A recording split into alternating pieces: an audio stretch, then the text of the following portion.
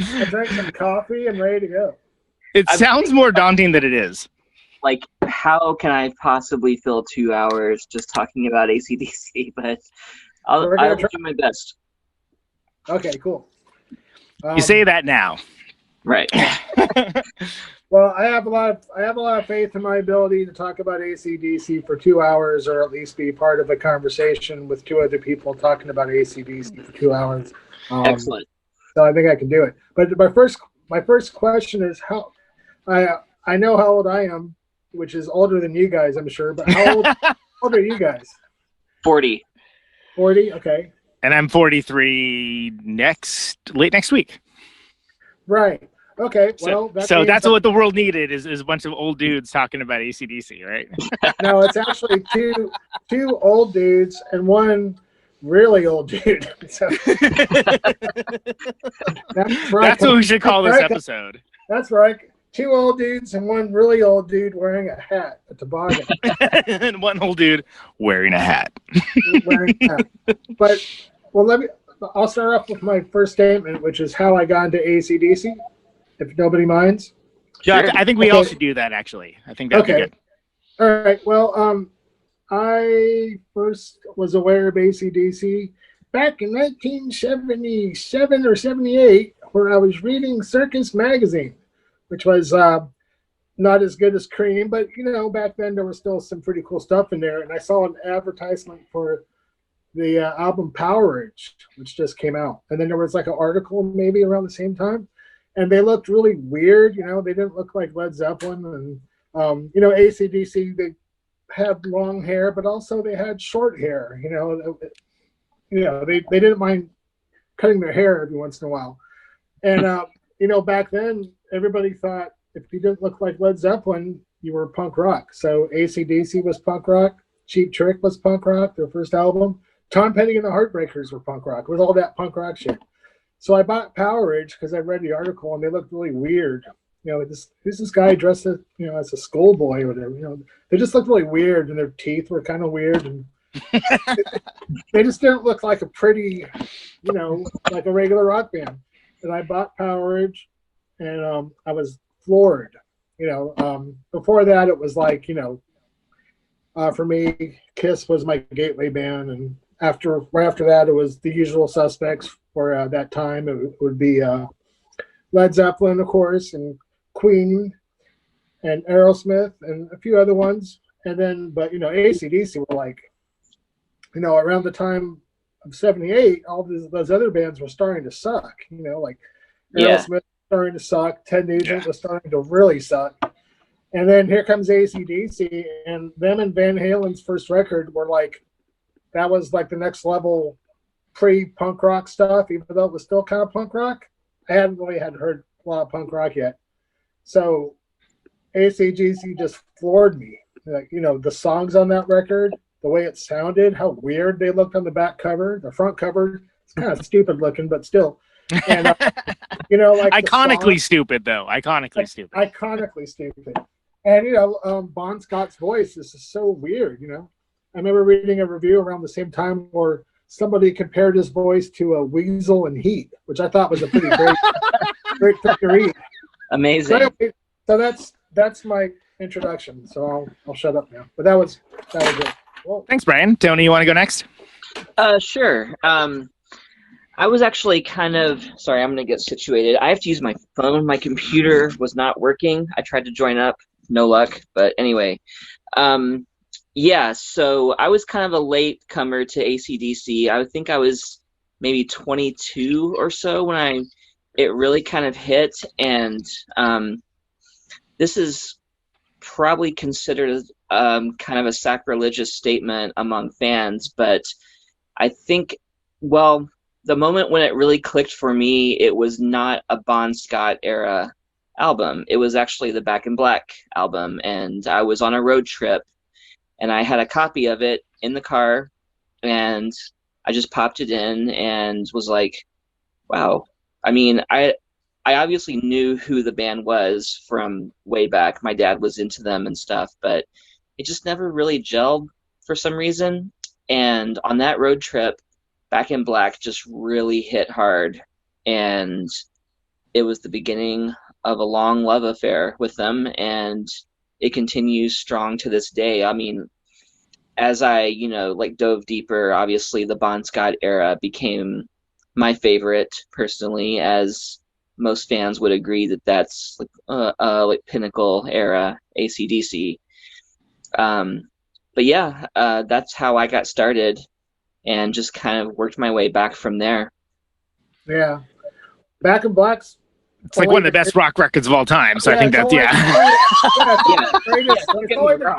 of the greatest rock records of all time, and it's also probably the greatest sounding hard rock heavy metal. Sounds amazing. I think Brian Johnston is great. I mean, I'm not a Bon Scott purist. I mean, well, let's get into that in a second. Let me do my quick intro first. So I'm Conan Neutron. So that was Tony Ash, everybody. And then this is Conan Neutron now, your third old dude talking about AC/DC. And for me, I actually grew up with rock and roll parents. I had parents that, as parents, they weren't necessarily the best, but they listened to a lot of great music. So I got to know like Black Sabbath and Neil Young and Beatles and stuff as a kid. And my dad loved Back in Black and would kind of dance around the house with it. He would that and Van Halen. He would do karate kicks and things like that. So to me, it was sort of like a familial experience, and it wasn't something I thought of as anything out of the ordinary. Yeah. But you got to understand, I had a very rock and roll upbringing. It wasn't until I found punk rock with Nirvana and Sonic Youth and Butthole Surfers and Melvins and Jesus Lizard and Fugazi and so on that I kind of found the music that really made me want to devote my life to a certain kind of thing, touring and making records and like doing a podcast about music and et cetera, et cetera, et cetera. But I never stopped loving any of that music. Now, additionally, I did a lot of touring, as I believe we all did in our 20s. And we always got stuck with the local Jesus Lizard ripoff band. And when I see Jesus Lizard ripoff, I mean, they only did like one thing that the Jesus Lizard does, and they did it like adequately.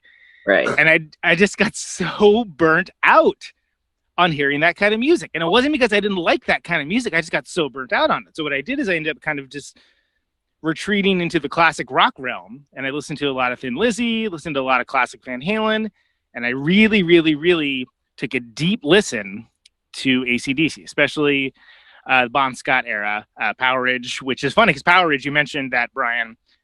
I want to get into that, but there's like no singles on that one. That's like the sound record. Like it's like the riff and sound record for sure. But what I found is that from an approach of someone that had a deep interest in music and in rock and roll, but was getting kind of burned out on, for lack of a better term, 90s sounding noise rock, I found it incredibly refreshing. And not only was the songwriting great, but I mean, good Lord, man, Malcolm Young is like one of the best rhythm guitarists of all time. Like just I was able to hear it in a new way that connected with me that I don't think I was listening to it as a kid before and listening to the ways the kids listen to it. And it really sparked the love affair that, even when AC/DC's bad, it's still good. It's still pretty good. Like it's easily mockable, which is funny.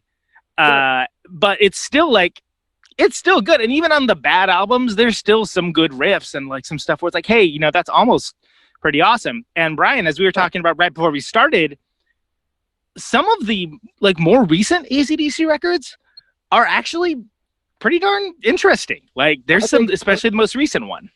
Yeah. I thought the one that came out just last week or whatever, Power Up, Power Up. Yeah. I like that record better than the one before that. And what's weird about AC/DC and their recent records, I think, is that, I like Brian Johnson. I know that after like the third album, Flick of the Switch, that his voice started to get really shrill and he started to turn to a witch, yeah.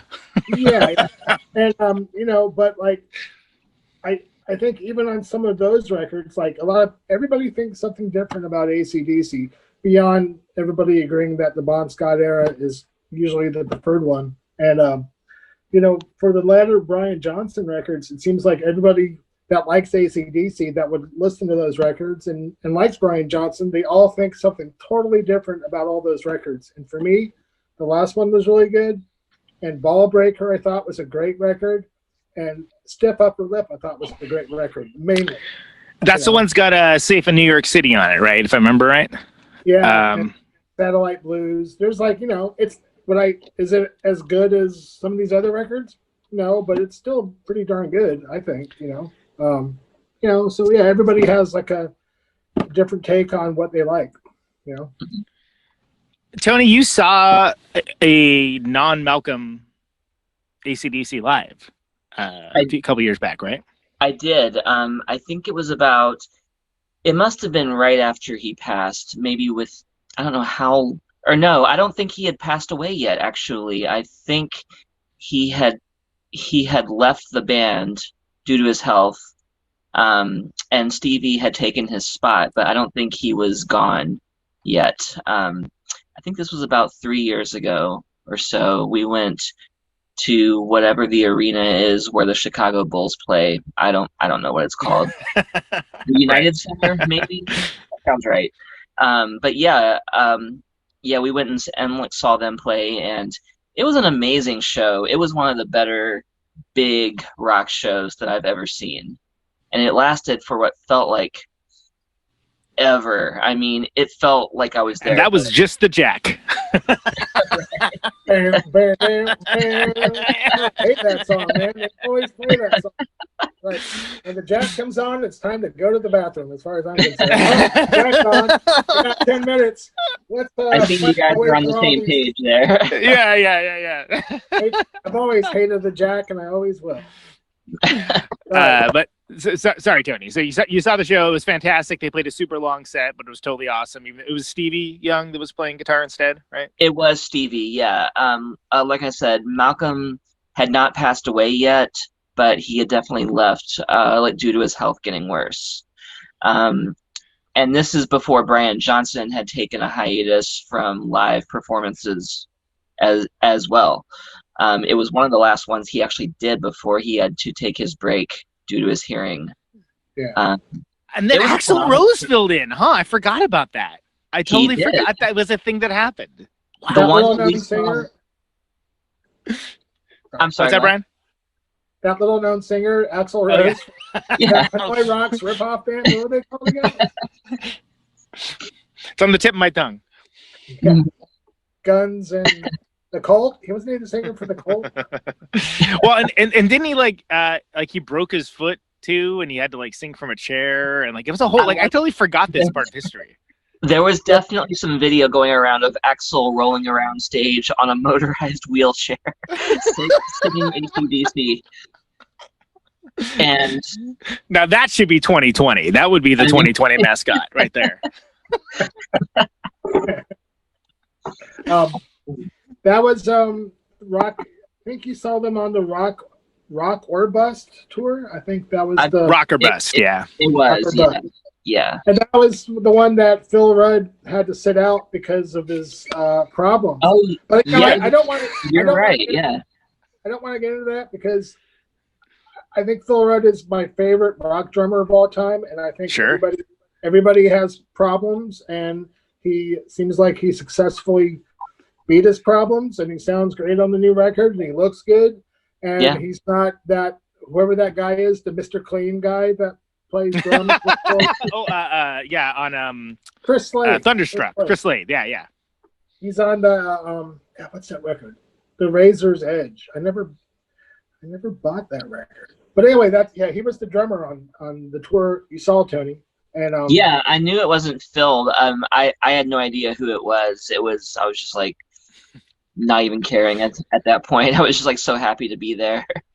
Well, it's funny because I didn't know anyone's name really at the time, but like I remember seeing the video and just being like, who's that guy? Because it's like he's such a different looking dude than Phil Rudd. Like it's sort of like, whoa, Mr. Clean's ripping it up. Yeah, he has those two bass drums behind him. It's like, and he's like super stoked. He's like, he's like going nuts. I mean, it was awesome, but I was just sort of like confused at the time because I didn't understand. I didn't understand how bands worked. I was a kid, So I was probably an asshole purist at the time, you know, the way a lot of us are.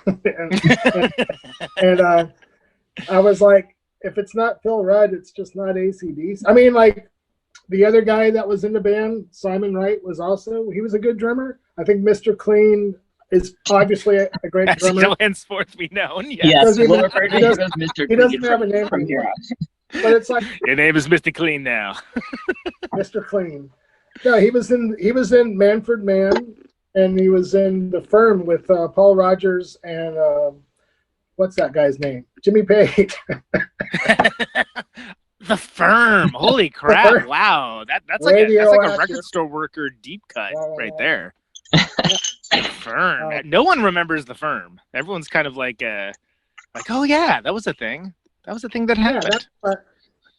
You never hear anyone talk about that Page Coverdale record either. Oh yeah, David Coverdale. Yeah, he did a record with the singer for Whitesnake. Yep, he sure did. Remember that? Boy, When that happened. remember Kingdom Come? Boy. So Not intentionally, but yes. so all three of us are big AC/DC fans. I think we've established that we're not exclusively Bon Scott purists. I think anyone that isn't trying to like prove some kind of punk rock point has to concede the point that Back in Black is a hell of a record. Yeah. Totally. There is. I don't even think we need to like discuss that. I mean, we can discuss Back in Black, but I think its place in history is accurate. It's accurately rated as one of the finest rock and roll records of all time.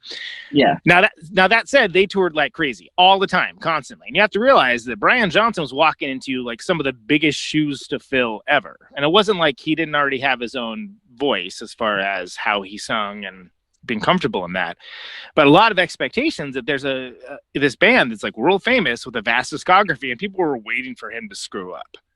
Yeah, and he didn't. He killed it.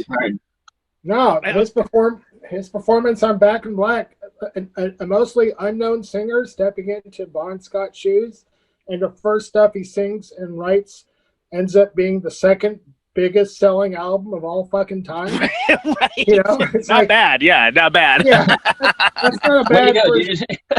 That's not a bad first effort, you know, for anybody.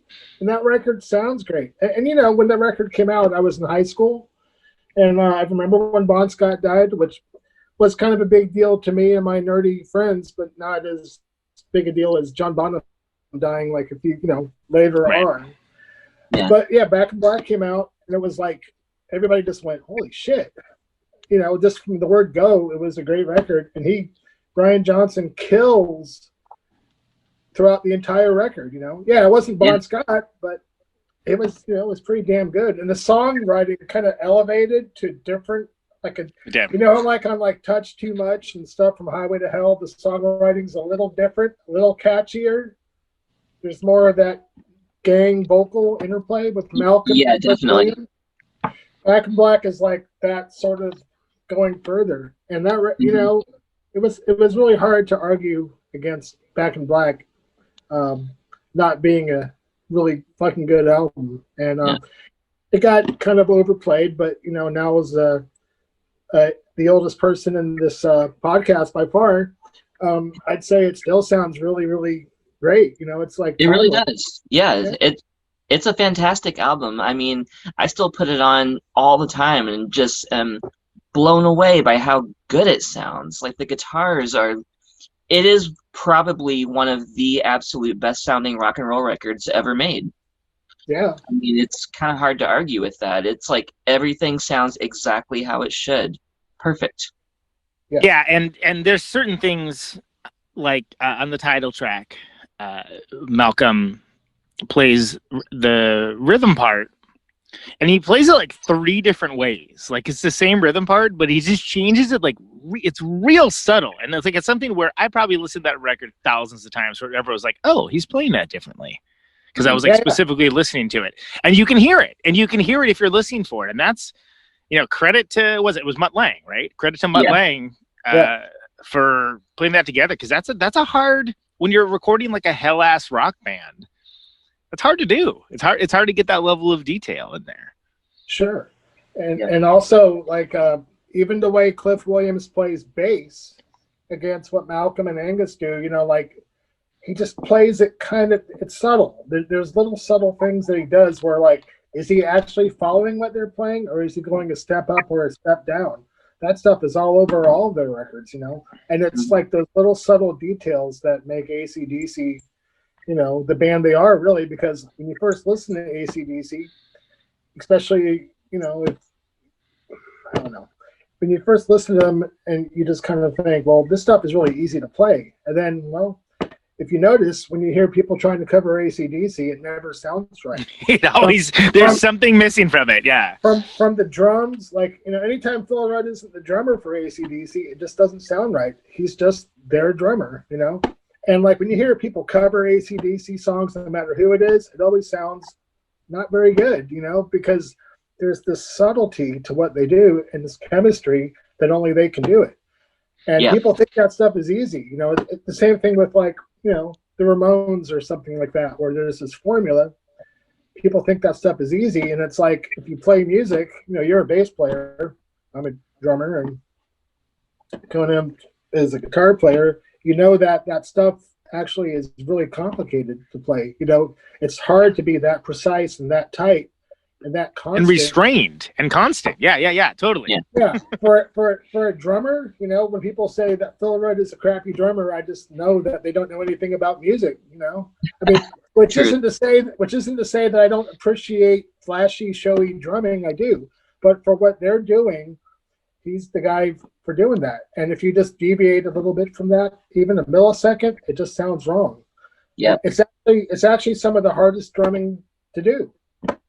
I'm thinking of one of your cartoons, Brian, but it's AC/DC with Neil Peart drumming. Did I do that?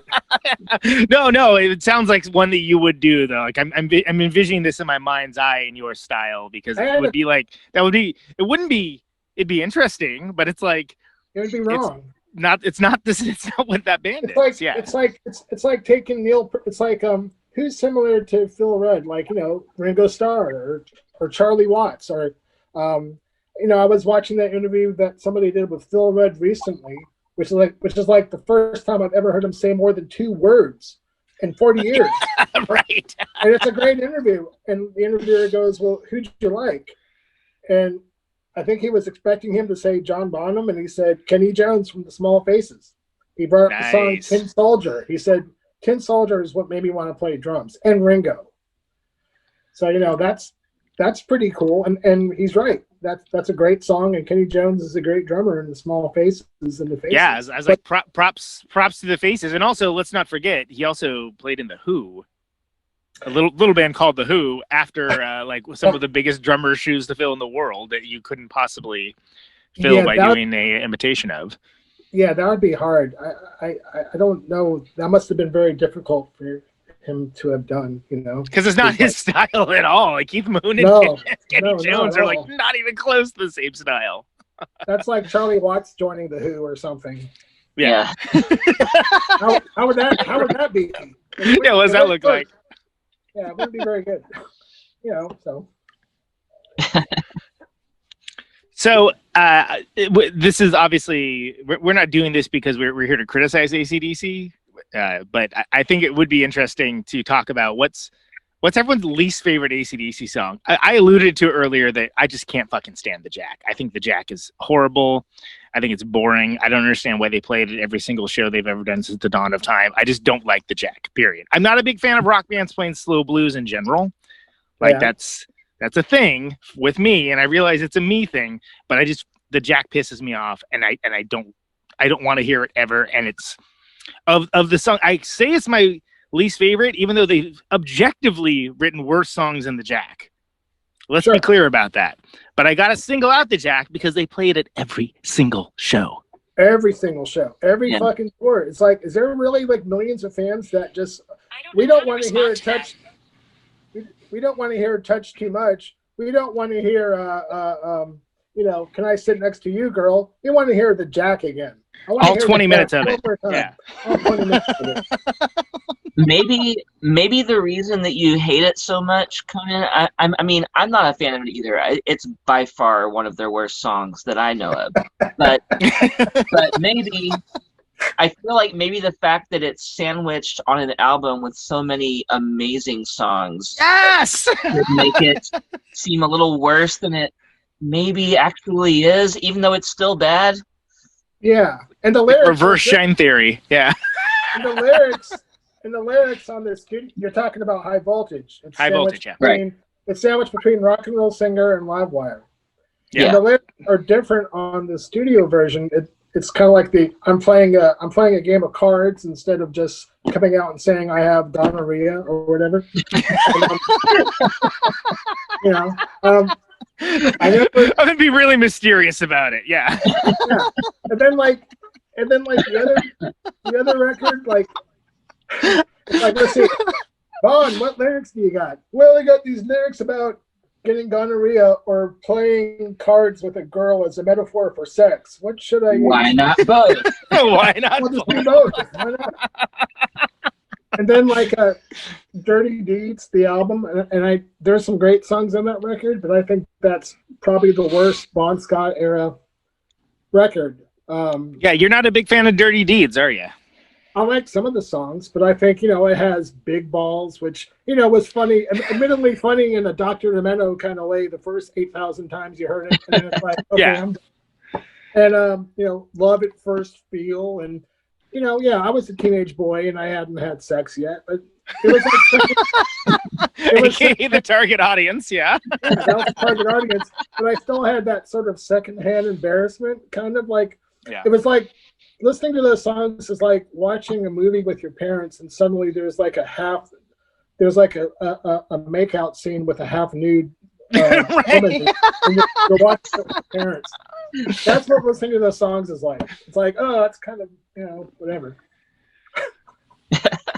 Right. So I would say again of the quote unquote good songs, because there's songs that are just bad. They're just like they're Big Balls is a well written song that it sounds very clever the first time you hear it, and it sounds a little less clever literally every time afterwards. It sounds a little less clever when you're like an adult, and it sounds really clever when you're like a teenage boy. Yeah, if you're like 12 years old, you're like, this is awesome. Great, good for you. But it does what it's supposed to do for who it's for, but it sucks. It's sub Dr. Demento stuff, and that's coming from someone who used to obsessively cassette tape the Dr. Demento show too. But it's not great. So would you say? So then, Brian, is your pick for worst AC/DC song Big Balls? Then, or are you gonna stick with the Jack? Of the Bon Scott era, I would say the Jack is worse than Big Balls. As bad. Yeah. And the third song I'd throw in there, as far as being a really crappy song, is it's kind of funny too. But it's she's got balls. Oh, she's got balls. Yeah, that's like. It's like I'm noticing a theme here. Yeah, a lot of balls going on.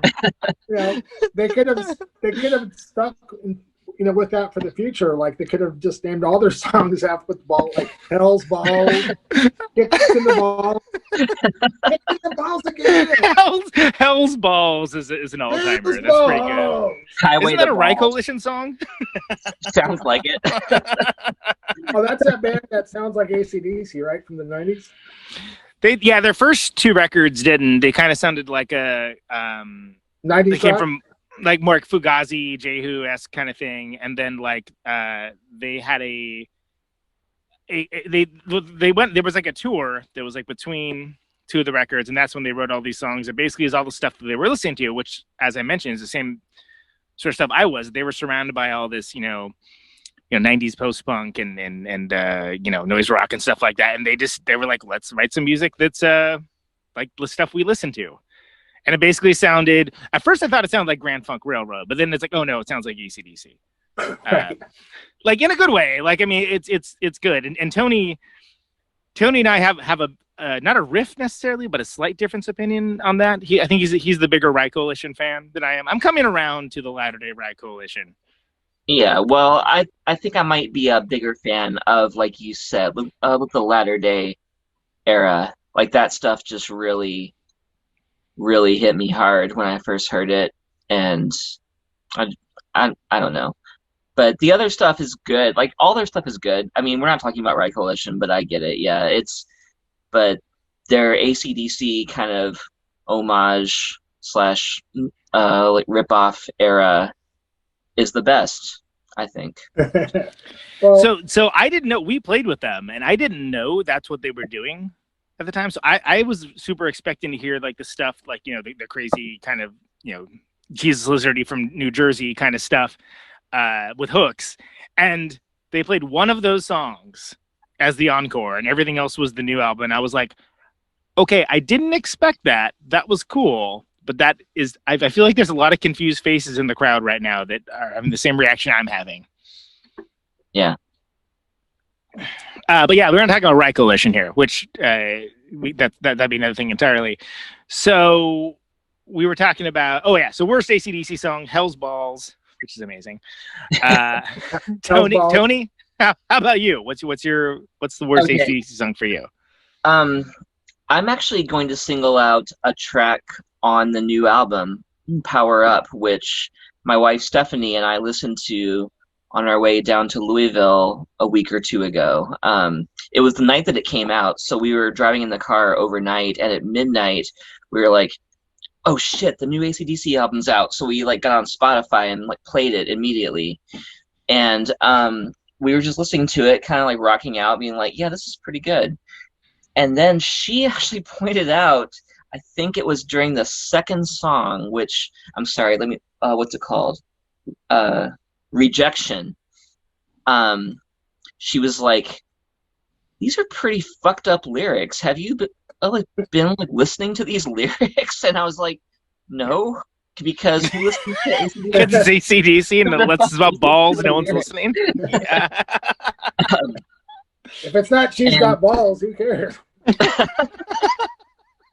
But anyway, so I started listening and I was like, yeah, these are pretty fucked up, man. I mean, not that you look to AC/DC for anything, you know, PC or anything like that. I mean, that would just Bob be Dylan. Stupid, right? But the lyrics to this particular song are actually, they might cross a line.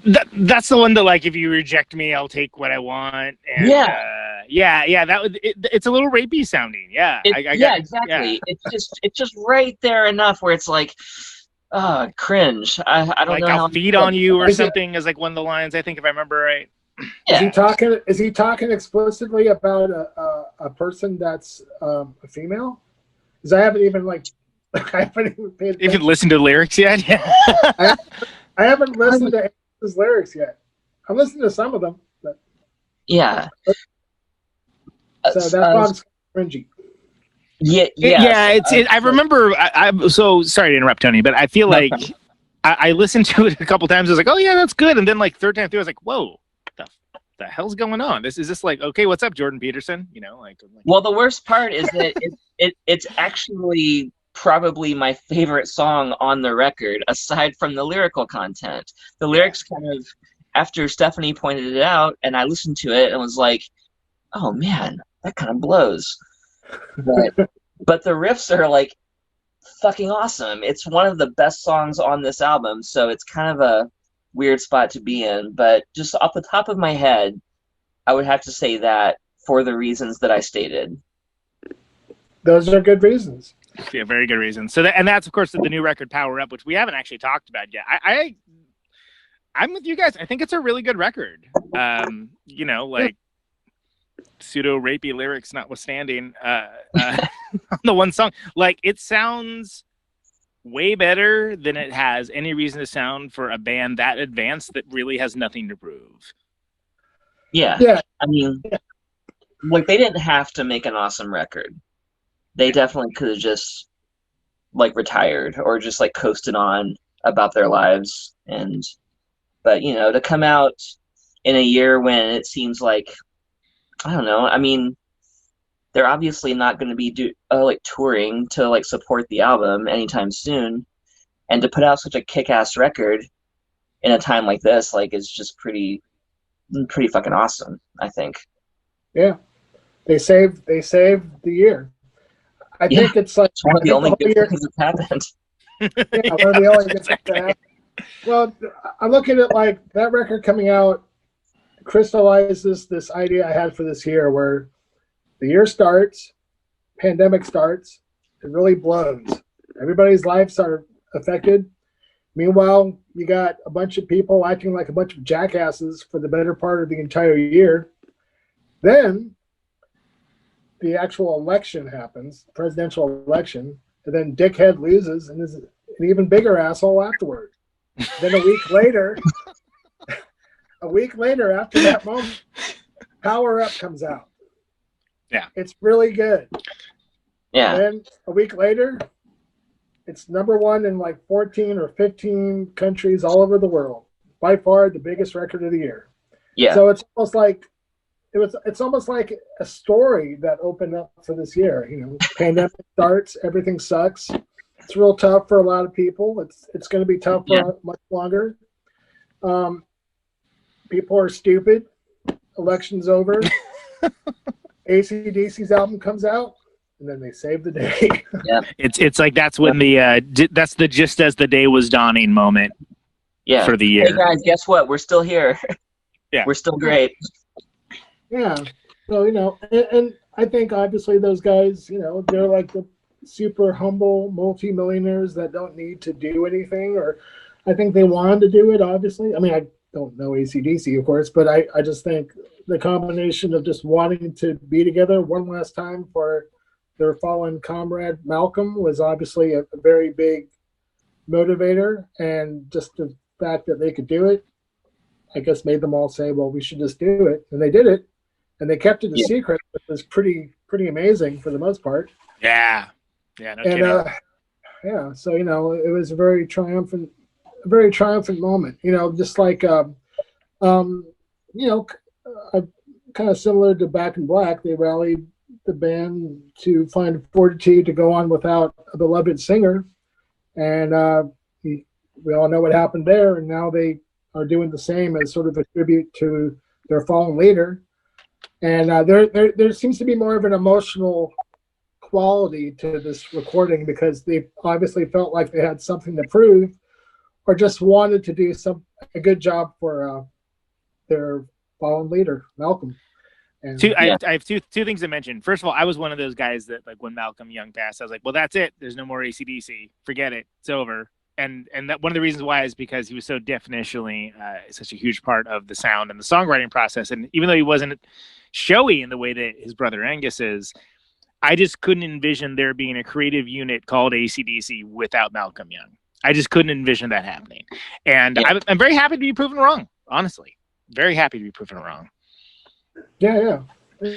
Second thing, and this is just an observation, I happened to look at the allmusic.com entry for Power Up by AC/DC, and apparently the album themes are TGIF, Cool and Cocky, and Guys Night Out. Those are the 3 album themes that are mentioned. Guys Night Out. Guys Night Out, yeah. I guess I better somebody better tell all the women that like AC/DC very much that's the case, you know? Yeah. It's a Guys Night Out record, so that apparently, you know. Tony, do you have a favorite song on the new record? I couldn't say that jumps out at you? I couldn't say that I've listened to it enough yet to really pick a favorite. I do like Shot in the Dark, which was the single off of it, the lead single. Like, I heard that before the album was out, of course, and we put it on and was like, Gradually the head was nodding, and you go from stroking the beard to nodding the head. Right. Yes. Oh, okay. It's like, well, hey, this is pretty good. Yeah. So that's just the off the top of like the head pick, but I've only listened to the whole album through like maybe twice, so I don't feel qualified to answer that. Ryan, how about you? We listened to the album about 30 times already. Me and Kristen. She has it in the car, and you know, I've played it plenty of times at home. I would say Through the Mist of Time, the one that's obviously for Malcolm, is a nice poppy, you know, that's a well-written, kind of catchy song. And just because I think it's funny, like the the Money Shot song. Just the idea of course, they're gonna have a song called "The Money Shot." Yeah, it's contractually obligated. Yeah, it's like, let's see, we need some really, and I just like the fact that the singer of AC/DC is 73 years old and he's singing "Money Shot" and took this record to #1 in 15 countries this year. I mean, I can't think of a better endorsement than that. Yeah, right on. And also, you gotta admire it.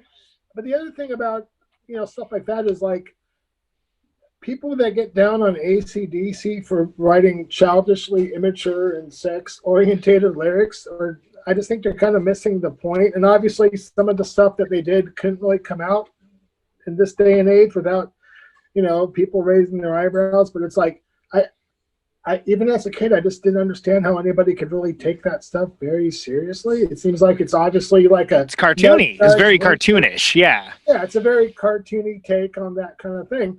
And the song "The Money Shot" sounds like, it has like a Rolling Stones, Keith Richards kind of riff in it.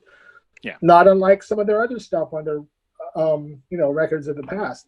So I'm going to say "The Money Shot" because I think it's funny and it's a good song. It has really stupid lyrics. And "Through the Mist of Time" for the touching, emotional quality of the song, which is obviously dedicated to Malcolm. Yeah, that's my answer. I think "Through the Mist of Time" is very, very cool in that way. And in a way, it almost is a song that doesn't quite exist on other AC/DC records, which is unique because they've done a ton of records and they have a ton of different kinds of songs. And, I appreciated the fact that, they backed away from Hell's Balls for half a minute to do something real. And it's a good song, too. That works. Yeah. To go from "Kicked in the Balls" again to "Through the Mist of Time" is irony's not lost on me.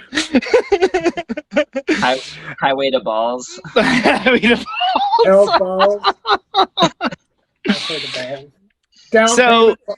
Down payment balls. Down payment balls.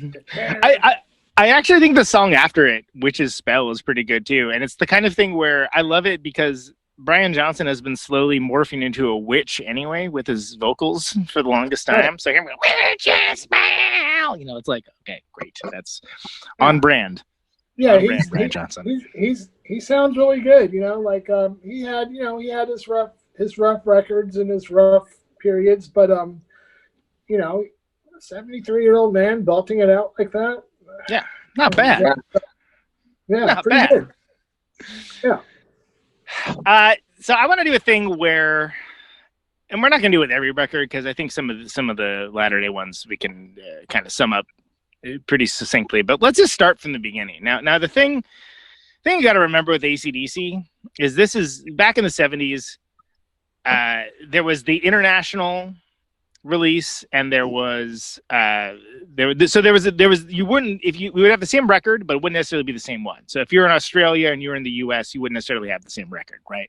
So sure. There's a TNT and there's High Voltage. Now I'm going to treat this as like starting from the beginning with High Voltage. I think High Voltage is my second favorite AC/DC record. I would actually go Highway first, then High Voltage, even though High Voltage has one of their worst songs they ever wrote, as we adequately covered, the fucking Jack, which I hate. Hey, let's talk about it some more, though. Let's do a whole segment. We should just talk about the Jack for like 2 hours straight. For another hour. But that said, it's got TNT, it's got Livewire, it's got Rock and Roll Singer, it's got the title track, and the opening song is "It's a Long Way to the Top If You Want to Rock and Roll," which has a bagpipe solo, and it's amazing. It's amazing. How you gonna front on that? So for me, High Voltage is one of the best, even though it has one of the worst. The song of which we shall not speak. Tony. Tony, what's your thoughts on High Voltage? We'll go to you first on this one. High Voltage, I mean, it's so hard to pick a favorite, and High Voltage definitely ranks up there as one of them.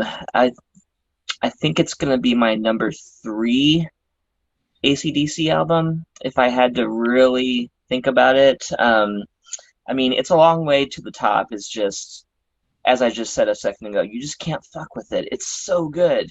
Yeah. It's like the simplest riff, and you could just play it all day long, and it's so goddamn good. It's a mission statement too. So it's like first album, ostensible first album by a band, and it's a mission statement song. They come right out of the gate telling you, like, hey, this shit's hard, man. But, we're doing it. But there's gonna be some balls. There's gonna be balls. there's another rejected song title. There's gonna be some balls. There's gonna be some balls tonight. But yeah, Brian. Oh, sorry. I thought you were done, Tony. Sorry. Oh, no, it's fine. I don't know what I was saying. I'm kind of out of it. Sorry. Go ahead, Brian. My thoughts about High Voltage. I think it's good. Aside from, it's not. I think I like records that would come out a little bit better, but I still think, they come out and they're fully formed right out of the gate. Yeah.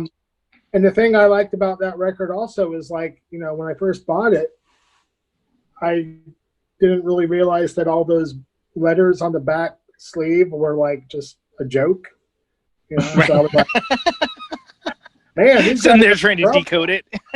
Yeah, like this bass player guy, he starts fights and the drummer starts fights and they got tattoos, and Bon Scott, nobody had tattoos in 1977, 76. Yeah. It was just sailors had tattoos.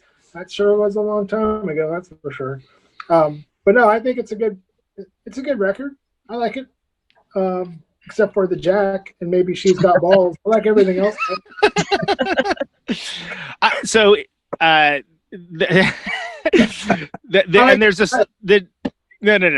it's fine. So there's a song, Can I Sit Next to You, Girl? And that's a holdover from the previous, the band before AC/DC with their brother. And there's actually, Tony and I both know Patrick Walsh, so we've had it played at us. And notice I use the word at. The version of that earlier band where it sounds like AC/DC. It sounds like proto AC/DC in a certain way. I forget what it's called. Do you remember what that's called, Tony? What, the band? Yeah, the band that's the brother. Yeah, I think it was just like George Young. I don't think Malcolm or Angus were a part of the band, but George Young? Okay. Yeah, George Young was in the Easy Beats. Easy Beats. Jesus Christ. Okay. I can't think of that. Great. They were a really good band. Yeah, they were. Yeah. So I like that. So where I was getting at with that is that there's songs that are kind of like all over the map that are sort of like you see where AC/DC came from, but then you also see where they were going a little bit as well. Because I've actually used Livewire as a song study for usage of space, which is to say the restraint that they show within the songwriting when it all kind of goes down. It first of all, it takes a long time to go, and you got this bit do do do do do, just the bass line going, and then down. It comes in real subtle, and then builds, and it makes so that every riff counts. And it also is something I've used as an example for recording, in the fact that if you listen very closely, you can actually hear when they unmute the track to bring the band back in. And that's, I think, one of the coolest things that they left it in there, because again, you got to think about the fact that there wasn't any Pro Tools around or anything along those lines. So, but you can actually hear them unmute it. And you just hear for like a split second, like a quarter second. And for me, it's one of the coolest things because it just hammers home that this is rock music played by humans. And, it still holds up to me, despite having one of the worst songs that they've ever written on there, as well as She's Got Balls. They use space. AC/DC is all about restraint and using a lot of space. I don't think they get enough credit for that, honestly. Like, I think musicians know, but yeah, like everybody just just assumes that AC/DC is just like riffs and balls and so on and so forth. But yeah, and they are. Yeah, and like, yeah, like to a point they are, but yeah, there's so much more. There's so much more. Yeah, there is lots of like subtleties happening in there that just somebody who's just like the average listener, just like rocking out, might not grasp. Yeah, sure. Brian, what would you say? So, of your Bon Scott era, I guess it turned into Bon Scott era. It can just be like, let's just do top 3 AC/DC records, right? Oh man, let's do that. For me, today, yes. Today, okay, today it would be Powerage, Highway to Hell, and Back in Black. If I had to say, tomorrow might be different, but for today, I would say those. Yeah, those 3. And that's interesting because I think Powerage and Back in Black would kind of swap the 3rd and 4th position for me. Yeah. That I would go Highway to Hell first, then High Voltage, then Back in Black, then Powerage. But again, ask me tomorrow. I don't know. Yeah, it might be different. Tony? Shit. Well, I feel ridiculous because mine are the exact same 3 that Brian said in that order. We have impeccable taste. That's it. We're genius. Powerage, Highway to Hell, Back in Black, pretty much no contest. I would almost put High Voltage and Back in Black as a tie, but if we have to pick one or the other, I'm just gonna go Back in Black. Yeah. What was it? They say like the favorite AC/DC record is the one you're listening to right then, or something along those lines. Somebody did I just make that up? Maybe I made that up. Well, I mean, even Let There Be Rock, when that record came out, that's like, to me, that was like the first definite, like, everything is in its right place. It's recorded really strangely in a very aggressive manner. Every song is really good. There's a few deep cuts on there, like Overdose with that weird chimey guitar thing that they did on What's Next to the Moon, and Go Down, and Doggy Dog, So that's like a whole lot of Rosies on it, and that's one of my favorite songs that they ever did, but not enough to constitute, like a top 3 album for me. But that song is pretty unfuckwithable. I agree. Yeah, I'd have to agree, and that's so that, and of course what you're talking about is the For Those About to Rock record, which I think is actually, if you're talking about a record to get people into AC/DC, like, man, you could do worse. You could do worse. And that's the one after Back in Black, right? That's the one that's like Back in Black, then that one, right? That's the next one. That record's really good, and Look at the Switch is a great record too. And like when that record came out, nobody cared about them. So all of a sudden they were out of favor, and then that's when they started to kind of, they switched drummers, and then Fly on the Wall came out, and those were the start of the Wilderness years. But even those records afterwards still managed to have a couple of good songs on them at least. And, yeah, I was gonna say, I think I do want to give some props to that era, but let's not get out of the early era just much, because technically for Americans, after High Voltage, we had Dirty Deeds Done Dirt Cheap. Oh yeah, and that's a record that it's divisive for folks. First of all, as we mentioned, big balls. Big balls. There's the title track, which for the longest time, I have no idea why, I thought it was Dirty Deeds and the Dunderchi. I don't know what a Dunderchi was. I assumed it was an Australian thing. Dirty Deeds and the Thunder Chief. I thought it was Dirty Deeds and the Thunder Chief. Exactly. All of these things are true. But there's that has Problem Child, which is one of my favorite AC/DC riffs and AC/DC songs. So good. It's got Right On, which I think is one of their better kind of slow rockers. It's got the Australian version has Jailbreak, but then that's Jailbreak 74 is in the American. So it depends on how you want to parse it. There's also AC/DC known for their parentheticals. Ain't No Fun, parentheses, waiting around to be a millionaire, in parentheses. really long song. Goes on Yeah. forever. And there's also from the Planet of the Apes school of song titling, there's going to be some rocking. There's gonna be some balls. There's going to be some balls. Oh, you can't forget the another song I was kind of embarrassed by as a prude was Squealer. Squealer, which has the bass. It has a bass line. First of all, it has a distinct and definitive bass line that you can identify as separate from the rest of the music. It does, for sure. And that was the guy that nobody talks about that Cliff Williams replaced. Mark Evans.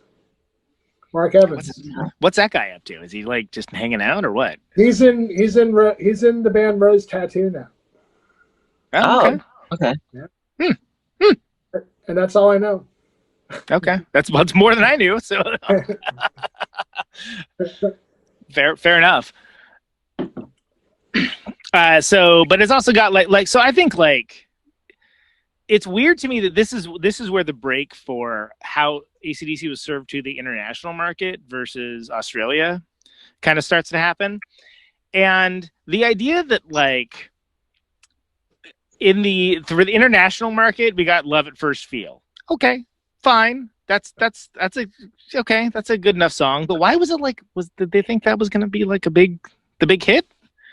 It's like you already got the title track, which is, unless you think it's the Thunder Chief or whatever, like. And you left Jailbreak off, which is totally Jailbreak, which is amazing. And it's like, why would you leave off Jailbreak for Love at First Feel? That isn't like Love at First Feel's fine, but like, holy shit, man, it's not even in the same category. Nope. Yeah, I agree. Yeah, that's just me bitching about sequencing. I guess there isn't really a discussion topic there. That cover, that front cover is just what? Whose idea was that? So you're talking about the American cover with the faces that have like they black out the eyes, right? Yeah. Or do the bars over it. Yeah, I was like, what's this? Well, the Australian cover is not much better. It's like there's Angus Young doing like the piss off sign, and then like. Bon Scott with a beefy arm and a tattoo, which is like, what? And then the other three guys are on the back, and they all look exactly the same. Right? It's like sullen, long-haired teenagers at a pool table or something. They're just like cigarettes and stuff. It's like looks like it was farmed off to somebody's nephew. It was like, yeah, just draw something real quick for us, would you? We need an album cover. Man, since we're talking about alternate covers, have you guys seen? I think it's the German high voltage album cover. No. It's weird. If you give me like 5 seconds, I can pull it out and show you really quick. Hang on 1 second. Okay. Well, I can bring up the alternative cover of Let There Be Rock, where it was just the guitar neck. Like, right. What is this? And it's super weird. And it has that weird song that Crapsody in Blue, which is like sort of like the Jack Part 2. Yeah. About getting cracked. Right. Never enough STD jams. Holy crap. Can you see this? Oh my god, yeah. Wow. How weird. No, I've seen that. Like literally one. Is that Paul Rogers? Who is that? Yeah. That reminds me of what's that right it's right before Ozzy quit Sabbath. Technical Ecstasy. It reminds me of Technical Ecstasy. It's got that same vibe. Yeah. Fucking Bond's never been more buff. Is he a robot? Like, what's happening there? Is there like... Dude, I don't even know. I've never really inspected this, but he looks like Danzig, kind of, to be honest. Oh, wait, that was true. Anyway, yeah. So I love how the German's like, yes, this cover is much better. Like, who made that decision? I don't know. It almost looks like a Canadian. You know, like a lot of Canadian rock bands have the worst cover art of all time, like in the 80s, or you know. It's so bad. Yeah. Like, yeah. What is this? Looks like it was designed by committee. Yeah. So I brought up Problem Child on Dirty Deeds because, of course, that appeared in the international edition.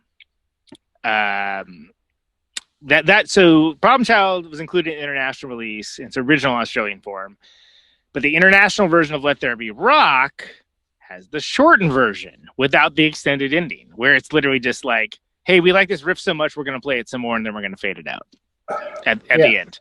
But I love that. Like, for me, that blew my mind conceptually, even before I was really thinking about it. Just like, oh, wow, it's a great riff. Why wouldn't you bring that back? What's stopping you? It's like it's almost like the Sgt. Pepper reprise on that record. Absolutely. Same thing. Yeah. Exactly the same thing.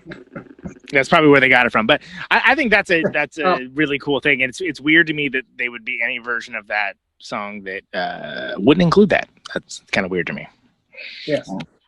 So we briefly talked about Let There Be Rock, which I think is actually a great album cover, even if you look at it in detail. I love that album. So good. I mean, yeah, how you gonna mess with that? Like, Hell Ain't a Bad Place to Be, Whole Lot of Rosie. Yeah, Crab City in Blue, though. Really? Like, yeah, that's the one, huh? Yeah. Well, but that's on the import. That's on the import version. Yeah. Of Let There Be Rock with the guitar tablature cover or whatever the fuck that's supposed to be. Yeah, and they replace it with Problem Child, I think, right, for the US version. Yeah, that I think Problem Child's on there, but it's without the break that you talked about. It's the shortened version. Right. Yeah, exactly. Right. So, but it's sort of like, but Crab City in Blue is like a nothing song. I don't ever think about that. Other than the fact that it's like, okay, I get it. It's a play on words, guys. I get it. Yeah, it's very clever. Or that clever. Yeah, well done. Play. Everyone felt very proud of themselves after that, right? But yeah, Let There Be Rock. I know I jumped ahead and talked about it, but that's the first, to me, the first fully formed record, and the deep cuts are great. All the other songs are great. Has a great front cover. They all look like there's zombies on the front cover. What's there not to like? Yeah, exactly. And you're right. Like, the alternate cover art, it does kind of look like learn how to play guitar in 3 easy steps, where it's just like, it looks like, okay, this is 3, 5, 7, 3, 5, 7. Yeah. I like Angus. You know? So I think that record is kind of underrated in the Pantheon. I think it's you can, nobody really sings its praises, but I think it's pretty rock solid. Mm-hmm. I agree. I would agree. Yeah, for sure. So after that, we have every musician's favorite AC/DC record, Powerage. Woo! Oh yeah. No hits, no singles. I don't think were there any singles. There definitely weren't any hit singles on that one. I think they put out Rock and Roll. They put out Rock and Roll Damnation as a single, and I think that they tried to. I think the record label said we need a hit, and they did that song and put hand claps on it and shakers and stuff. And that'll do it. The thing about Powerage, one thing that's really great about that record is, like, I think those are some of Bon Scott's best lyrics, and it's the most human. They're the most human lyrics, where not every song's about bravado or balls or whatever. Like there's a lot of songs about feeling kind of low and not feeling great, and it just seems kind of like a little more honest, I guess, or just more the other side of the human experience. Even if you're Bon Scott and your life's a party and you're a rock and roll pirate, but you're still going to have the blues sometimes, and I think the lyrical content on most of that record is his most honest kind of lyrics, and actually has some of the best wordplay. Like, What's Next to the Moon? Like, what the fuck is that about? Yeah, What's Next to the Moon is that's a highlight for me. I love that song. I still don't know what that song's about. Like, what is it? It's very mysterious, yeah. Or Gone Shooting about his partner that leaves him for heroin or whatever. She's gone shooting. I mean, yeah.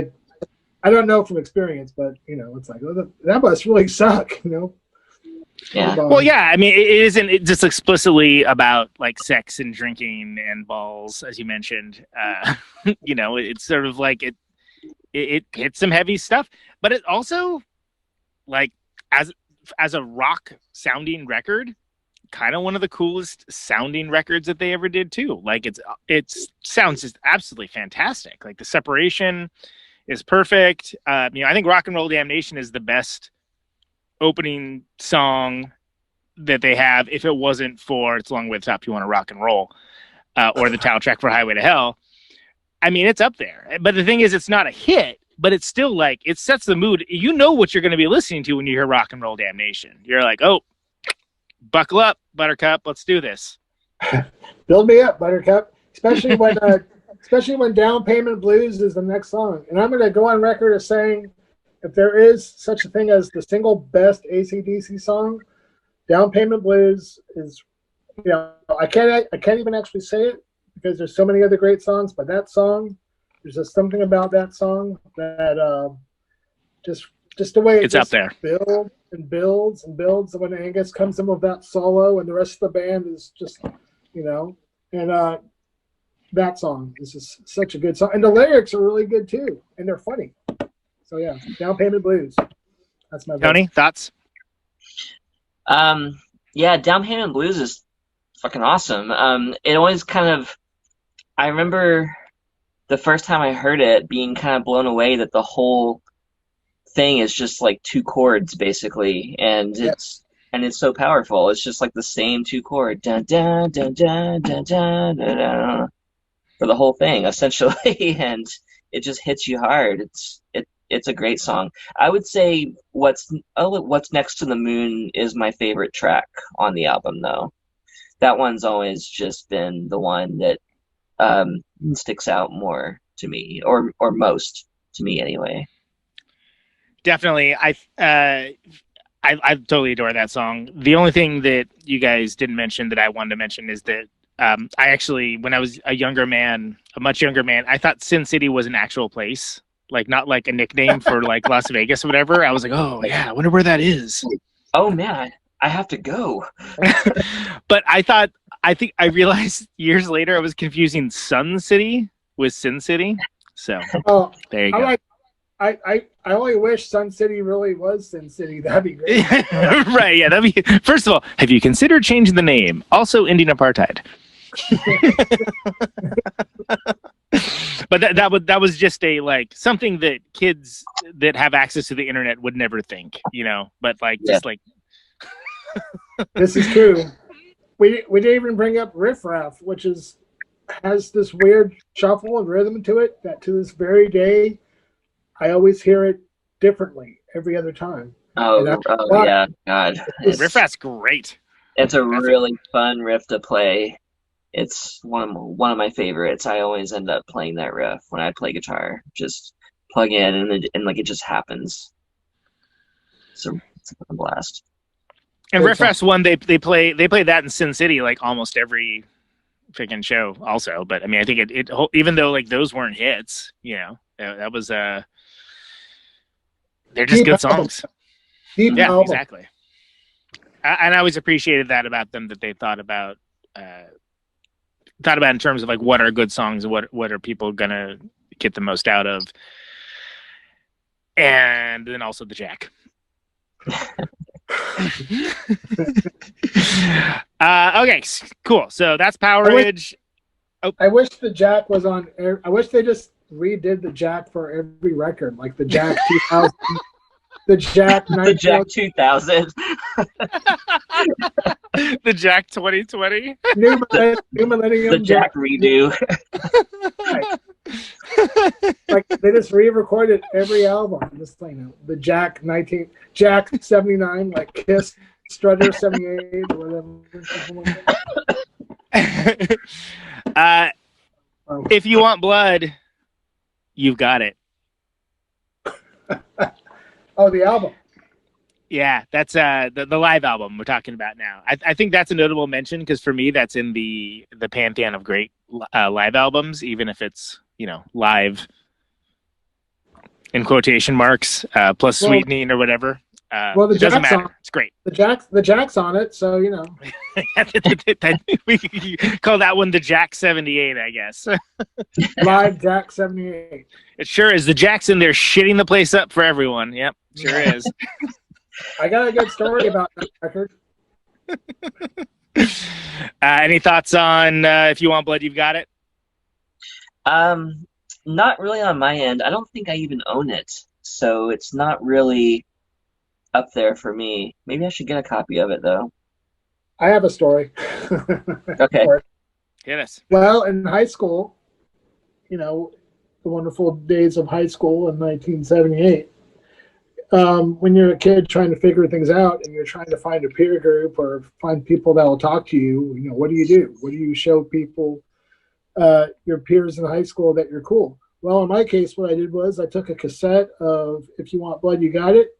And back when I was a kid in high school, there was these like tape recorders that were, you could hold in a handle. Like they had a handle. Yeah. And It's got a like handle on it, yeah. right in the middle of it, you just popped in the cassette and there was one speaker in the back.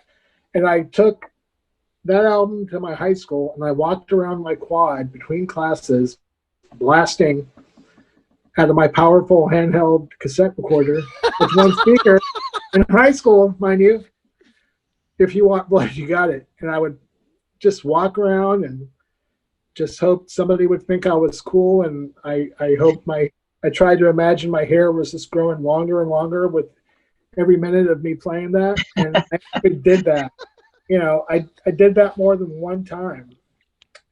And then I stopped. But I actually did take that record to school and tried to make friends with it by walking around the quad in Simi Valley, California.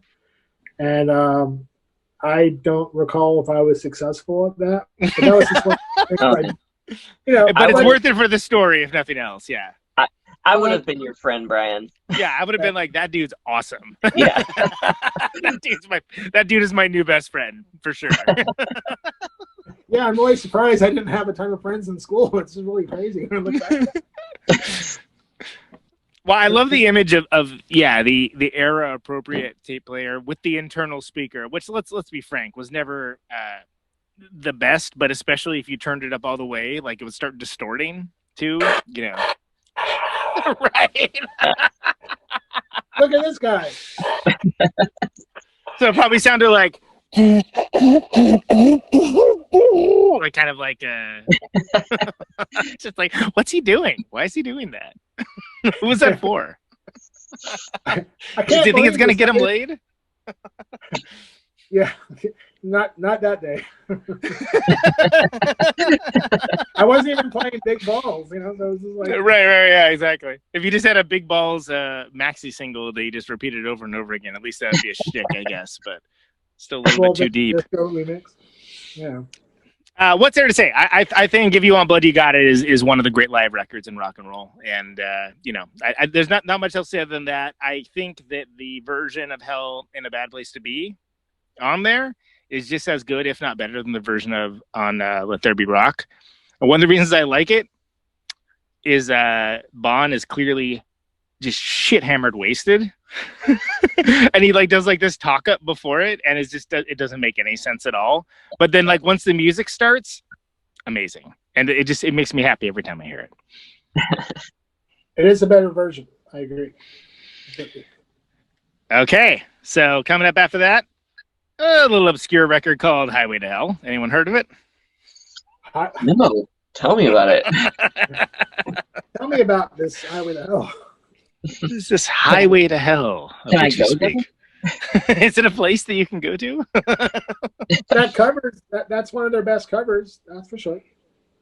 Yeah, it is.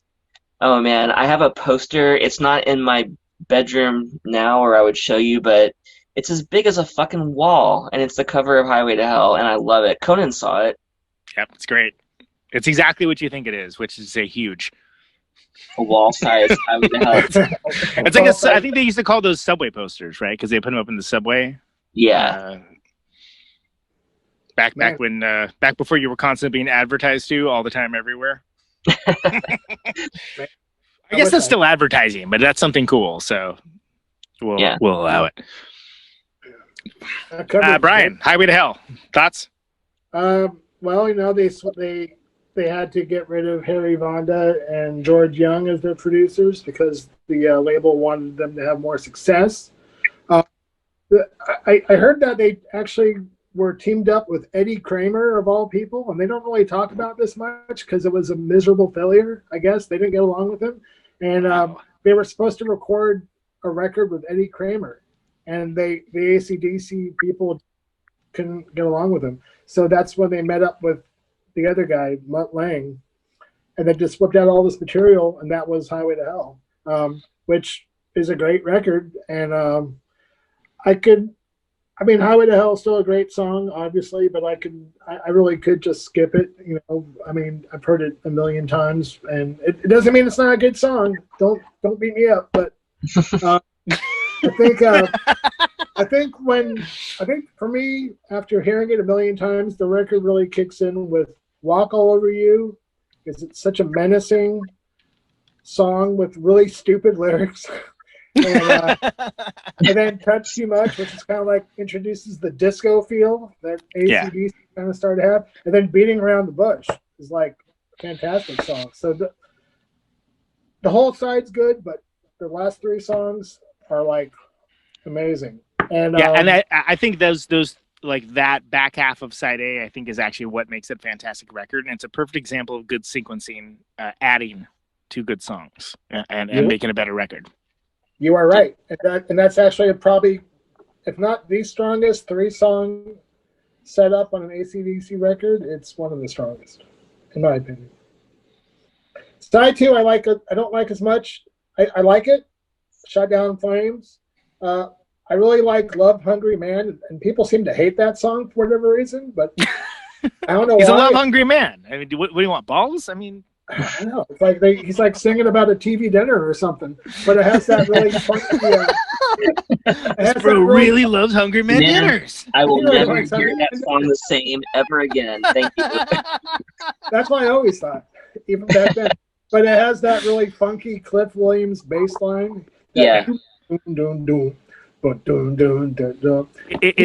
another one of the songs with a distinctive bass line that you can like sing. You can sing the melody of the bass line, and there's like maybe 3 of them within AC/DC. They're distinctive from what the guitars are doing, and that's one of them. Right, and then it ends with Night Prowler, which is a great song, and ends with Bon Scott doing a Mork and Mindy Robin Williams impersonation. He says, "Shazbot, 999," and Angus goes, "Eh," and that's how the record ends. Yeah. Yeah, I love it. I think Shot Down in Flames only would work, again, talking about sequencing, as a side 2 opener, and only works after the brutalization of Beating Around the Bush, which is accented by the fact that Touch Too Much is like, there's like a menace. It's like menacing disco, right? Like menacing disco with also really dumb lyrics, but it has that one really good Bond line: "A body like Venus with arms," which is right. that's like Bob Dylan stupid, like brilliant. Like, yeah. Like Bob Dylan, man, I wish I would have thought of that. That's really good. A body with a Venus with arms. And most importantly, it does not have the Jack 79. So doesn't have the Jack 79 in it. Bummer. They didn't call Beating Around the Bush Beating Around the Balls, so I'm thankful for that. I'm glad they got the whole balls thing out of the way early on in their career. Yeah, we admire their restraint. Yeah, yes, very much so. Tony, thoughts on Highway to Hell? Yeah, I actually do have some thoughts on this one. I want to amend my statement earlier about top 3 and put Highway to Hell at the top, because after thinking about it, Highway to Hell is the go-to for me. I think every song is fantastic. Touch Too Much was the first song I think I ever heard from it, and it blew me away. And yeah, I'm actually looking to my left here. Sorry, I'm looking at the track listing and just being like, yeah, awesome. There's no bad songs. There's no bad songs on it. Every song. And Night Prowler is probably one of my favorites on it. Well, Beating Around the Bush has the absolute most crushing riff that they ever wrote. I think that is nuts. Yeah,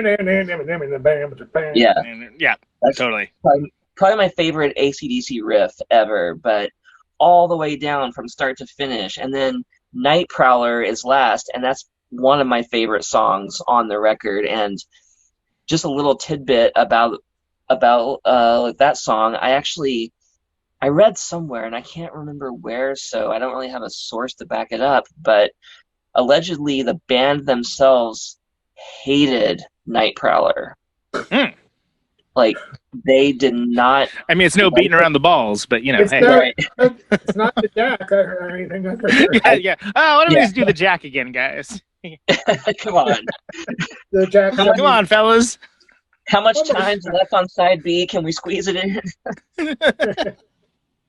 But yeah, Night Prowler, I think it's an amazing song. It's just so heavy, so good, and I wish I could remember where I read that, but allegedly the band themselves hated it, and I don't think that the band ever played it live, and it just wasn't in favor with anybody in the band.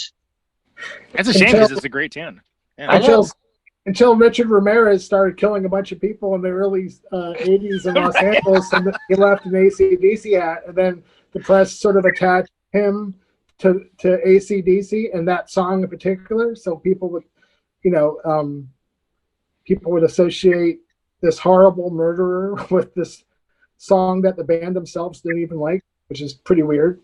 And even the people at the time that were in charge of this case said, well, the press made a bigger deal of the finding of the AC/DC hat than we ever thought, So right. It gave them a lot of publicity that they didn't really want. Yeah, the wrong kind of publicity. The kind of publicity no one's looking for sure. No. Highway to Hell, also one of I feel the greatest records in rock and roll, and maybe ultimately as a record, I think the song is rated accurately, but as a record, I think it might be a little underrated, even in the larger pantheon, but just a little bit. Yeah, I mean, you're like somebody who's not an AC/DC super fan is like, I mean, Back in Black is the one that all of those types of people will like single out, mostly based on the title track, obviously, because it's fucking everywhere. But yeah, Highway to Hell, I think is like equally good, a little better. I mean, like I said, if I had to pick again, Highway to Hell would be number one for me, followed closely by Powerage, and then Back in Black. Yeah, at the time when Highway to Hell came out, that was like their first like pretty notable jump. They started getting a lot more of attention and played bigger shows and got radio airplay, and so that was like, I think, their first really successful record before Bon Scott accidentally passed away. But they were like, definitely, there was, from what I remember, there was quite notably a jump in people paying attention to them. I mean, they weren't super, super huge yet, but they were like, like they were on the cusp for sure. Yeah, people were like, man, what a cool record, this is really good. And that was like the first record where they really started to get noticed all over the world, really. Mm-hmm. Yeah, and became kind of one of the biggest rock bands in the world for a short time, and just one of the most tragic endings to one of the greatest front people in rock and roll, and certainly of the era, with Bon Scott passing away. But as we established earlier, they continued on, and they came out. And they came out hard with Brian Johnson. Yep. And the aforementioned Back in Black, which rips, as we've established. I mean, for once, I agree with the masses.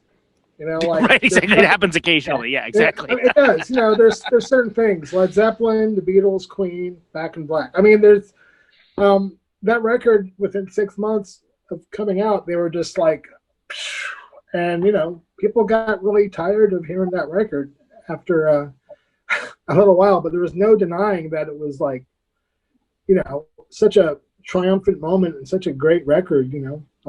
And after I got over being tired of it, I've gone back and listened to it millions of times, and it's it's a great record.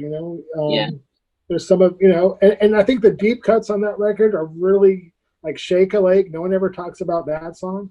I love that. Good too. "Shake a Leg." Yep. And giving a dog a bone, or giving the dog a bone. Giving the dog a bone. Which is literally about giving a dog a bone. I mean, yeah, get your minds out of the gutter, people. Come on. Yeah, it's just about it's about giving his puppy a bone. Here, Fido. Yeah, but the big songs on that record are great. I even think for as overplayed as "You Shook Me All Night Long" is, I still think that's a great song. It is. Still rips. Yeah. And that record could have, it could have been another story. That record could have flopped, which is crazy to think about, but like nobody knew what was going to happen. And then, first record with the new singer and it's kind of crazy to think about it, and it's like still such a good sounding record, So. Yeah. There's the classic song, "Let Me Put My Balls Into You." That's a good one. People forget about that one.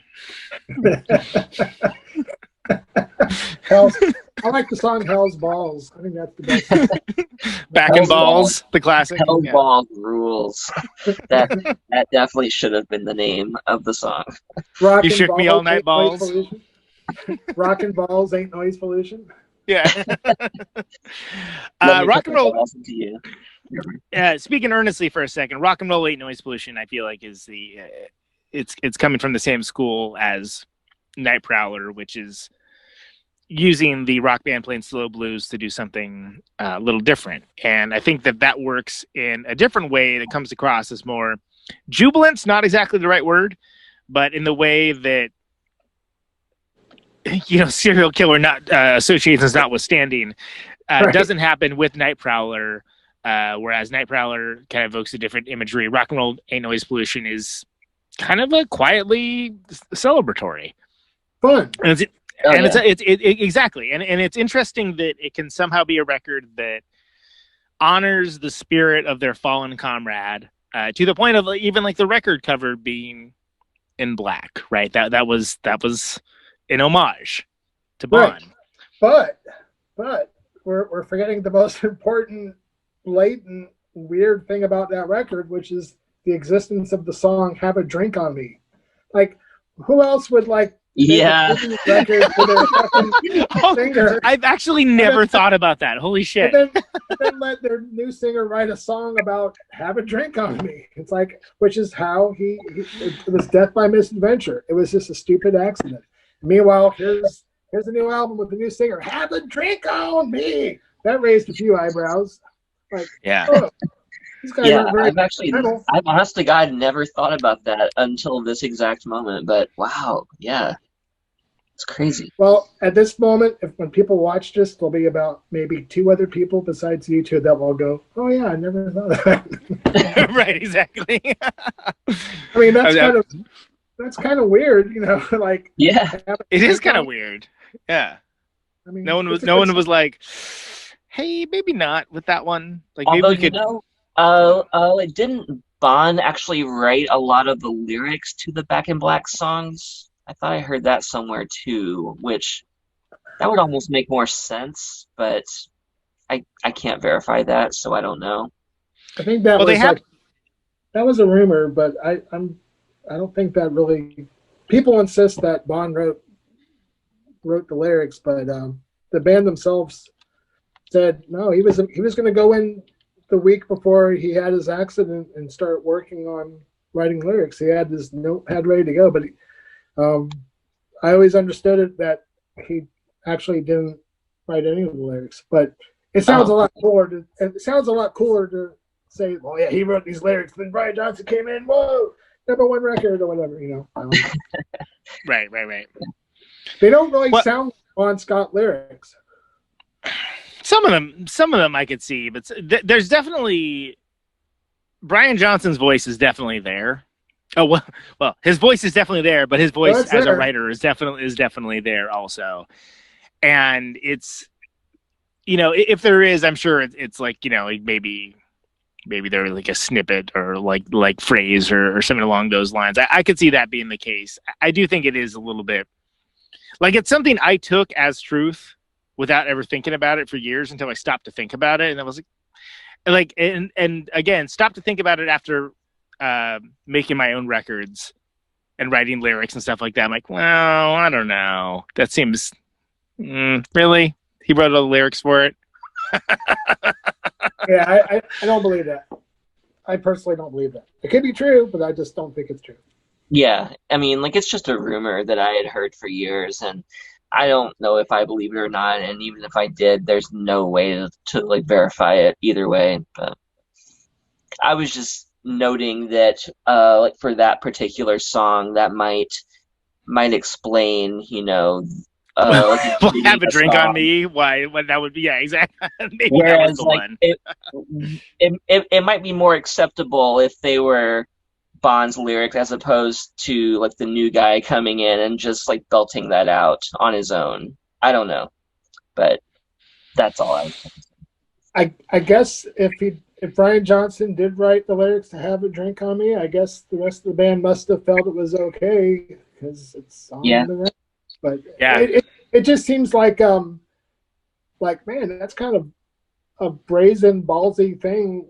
That's almost just very flippant to put on a record after your singer Dies in the way that he dies. Yeah.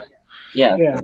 I actually would have forgiven a "Have Some Balls on Me" in that situation. Balls on me. Oh, have some balls on me.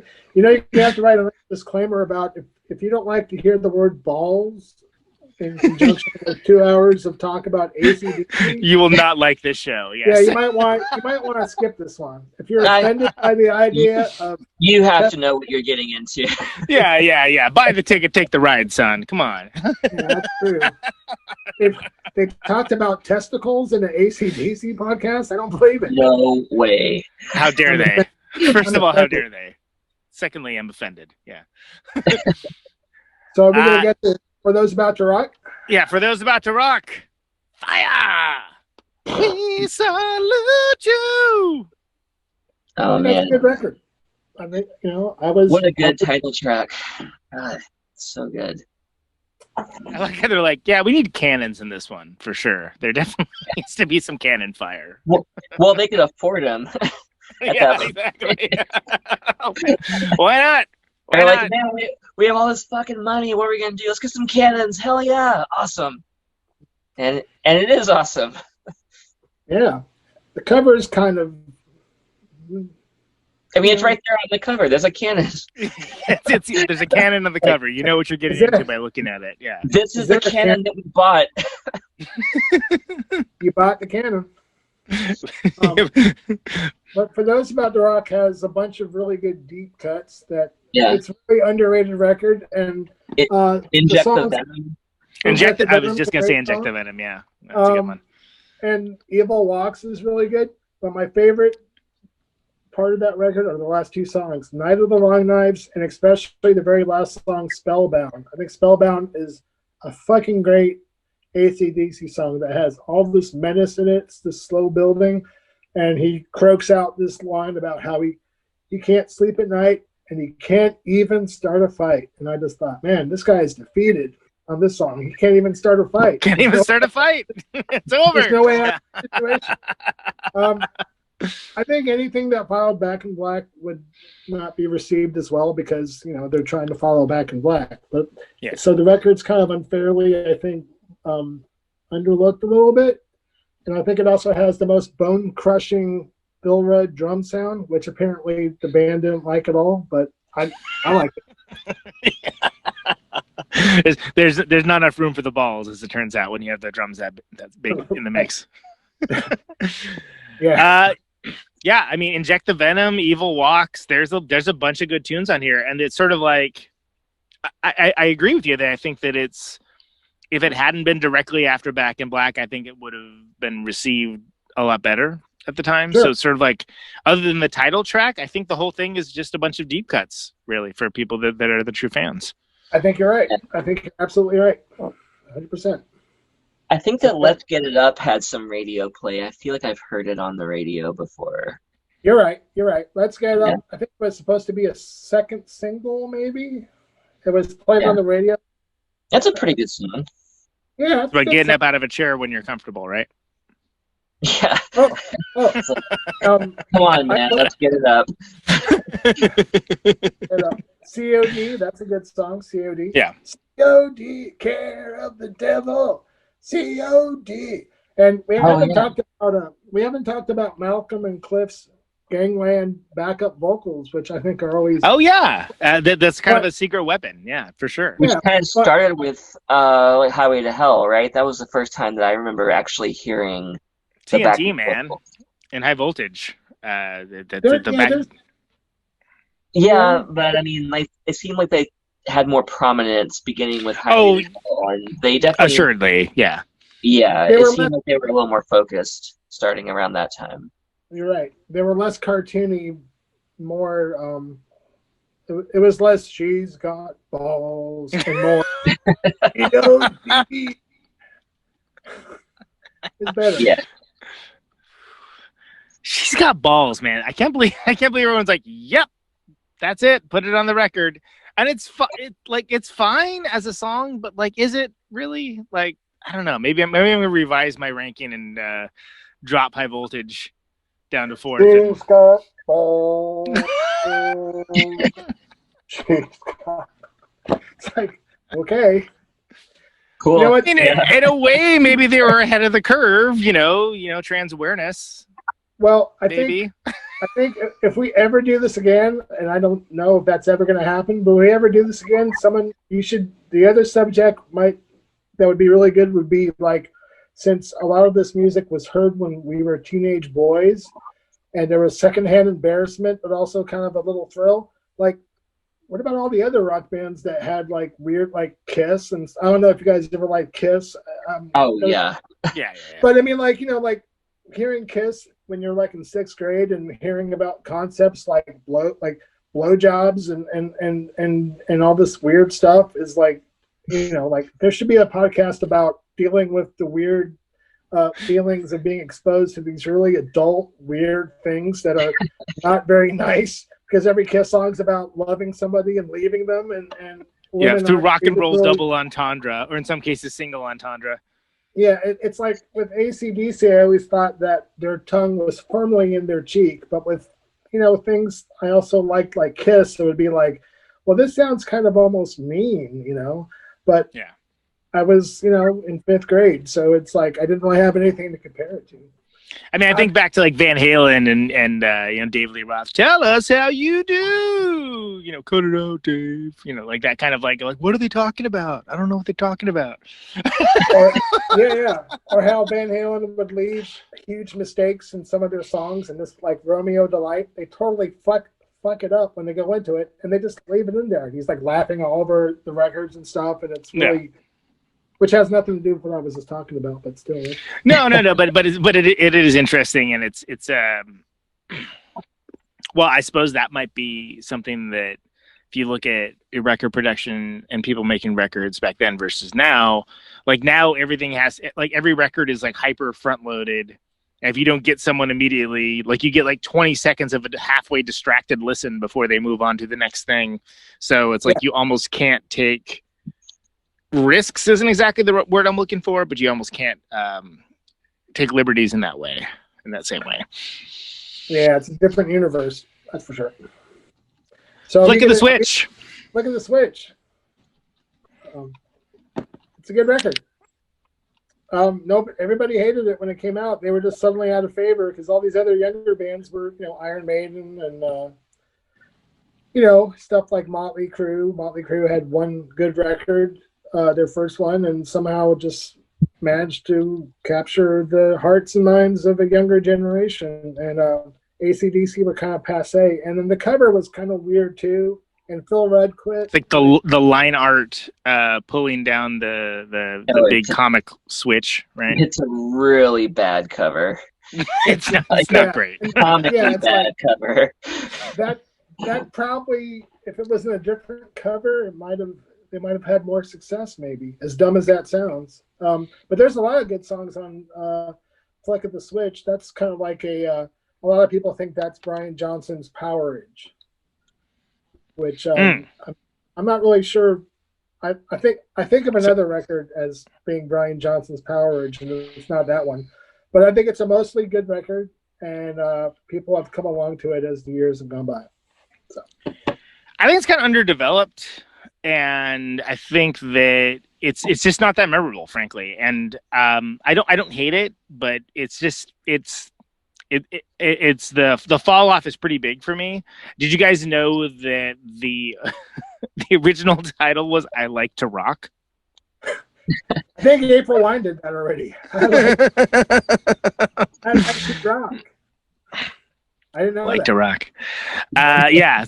So that, I mean, that if it was called "I Like to Rock," that would have been like, of course it's called that. I don't know. I don't despise it or anything. I think the title track's good. Rising Power is a good song. Deep in the Hole, I like. I appreciate the word the wordplay in Nervous Shakedown. Oh, that's a great song. Yeah. It's a shakedown. It's just a nervous shakedown. That's one of the best songs on that record, I think. But that's about like half the record. I think it's half pretty good and like half like whatever, fine, like not terrible. Don't really care. Worse records were to come. Yeah, exactly. Don't worry, it gets worse. Tony? You know, I never really, I don't have any thoughts on this record. I don't think I've ever even owned a copy of it. I kind of checked out after, for those about to rock, to be honest. So we're kind of in like the uncharted territory for me at this point. For the longest time, I said that you could make a really good compilation for all of the records after Back in Black, because they always have at least one like ripper song, and usually like maybe like one sleeper song too. But this is the first. This album is the first evidence of that for me. I just think it's a pretty weak record. I think I think they got worse, but it's everybody hated it at the time, so maybe it was underappreciated, but whatever. Yeah, I mean, I totally see where you're coming from. I think it's only been in recent years that I've been able to like look back and think it's a better record now than I thought at the time. At the time, I guess I thought, kind of what you said. There's like 2 or 3 songs I like, and the rest are okay. And then for whatever reason, I guess later, I just went back to it and thought, no, this is actually, there's a couple of songs that are but I think it's a little bit better now than I thought at the time, I guess. Yeah, maybe I'll revisit it. Fly on the Wall. That's when we're in trouble. Yeah, that one. that's the one that they had a. I just want to point out for context sake that they had a cartoon fly as their mascot. Yes. At this time, and it also happened around the same time as Blow Up Your Video, which all anyone looking at AC/DC video wants to see is like awesome like footage of them rocking out, and there was just so much of this fly getting up to antics and shenanigans. It was like, oh, this is terrible. Yeah, they kind of lost. They sort of lost their way, and that's the record for me. That's where they started to lose. They got Simon Wright on drums, who was the second best drummer. There's a couple of songs that I think are pretty good. It sounds terrible, and some of the worst cocaine decision mixing sounds I've ever heard. By the way, it really sounds. It's the first truly awful sounding record, and I do have to add though that I saw them on the Fly on the Wall tour in Los Angeles. And they played at the Los Angeles Forum, and even with a not so great record, and even with Simon Wright on drums, they were amazing. It was like watching a blast furnace.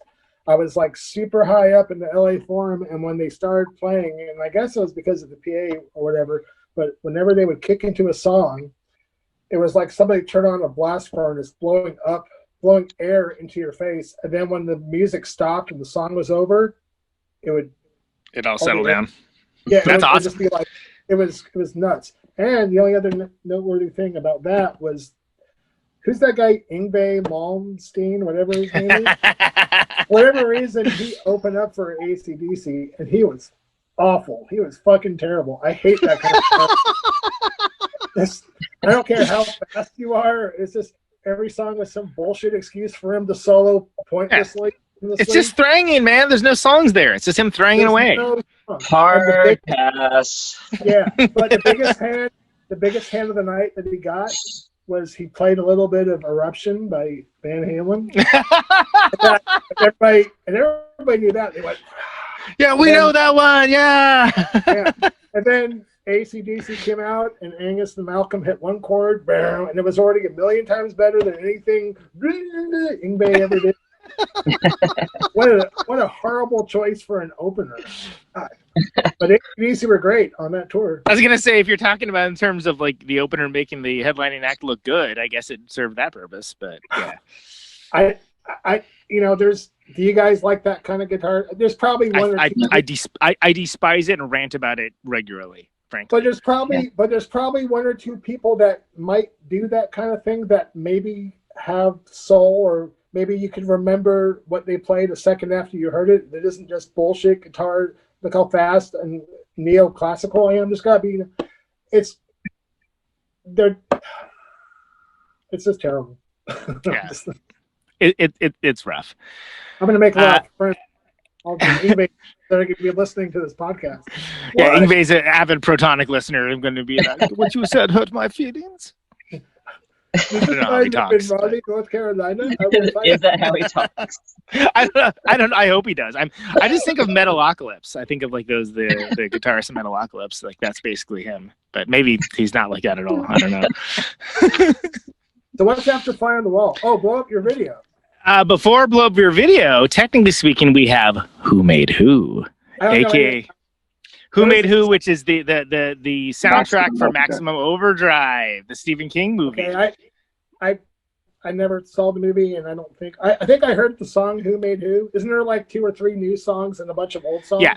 So basically, this is an album that kind of gave them a shot in the arm for their career, because on the soundtrack you have Right On, Hell's Bells, For Those About to Rock, You Shook Me All Night Long, but then also there's a title track which, despite its abhorrent, I cannot stress this enough, abhorrent drum sound, is actually a very good mid-period AC/DC song. It's a very well-written song, kind of rips, and it was a minor hit for a reason. And even though that movie is a great bad movie, like it's not a good movie, right, but it's certainly worth watching, and it's eminently quotable.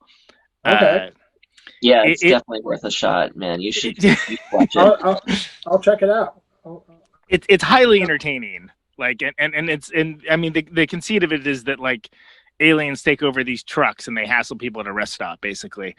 I mean, it's supposed to be all machines. Like at one point, a vending machine. Oh wait. Yeah, a vending machine attacks someone. It's a whole thing. Isn't that a short story he wrote? It was based on a short story, and like, is it in Night Shift or the other book when he wrote all these short stories?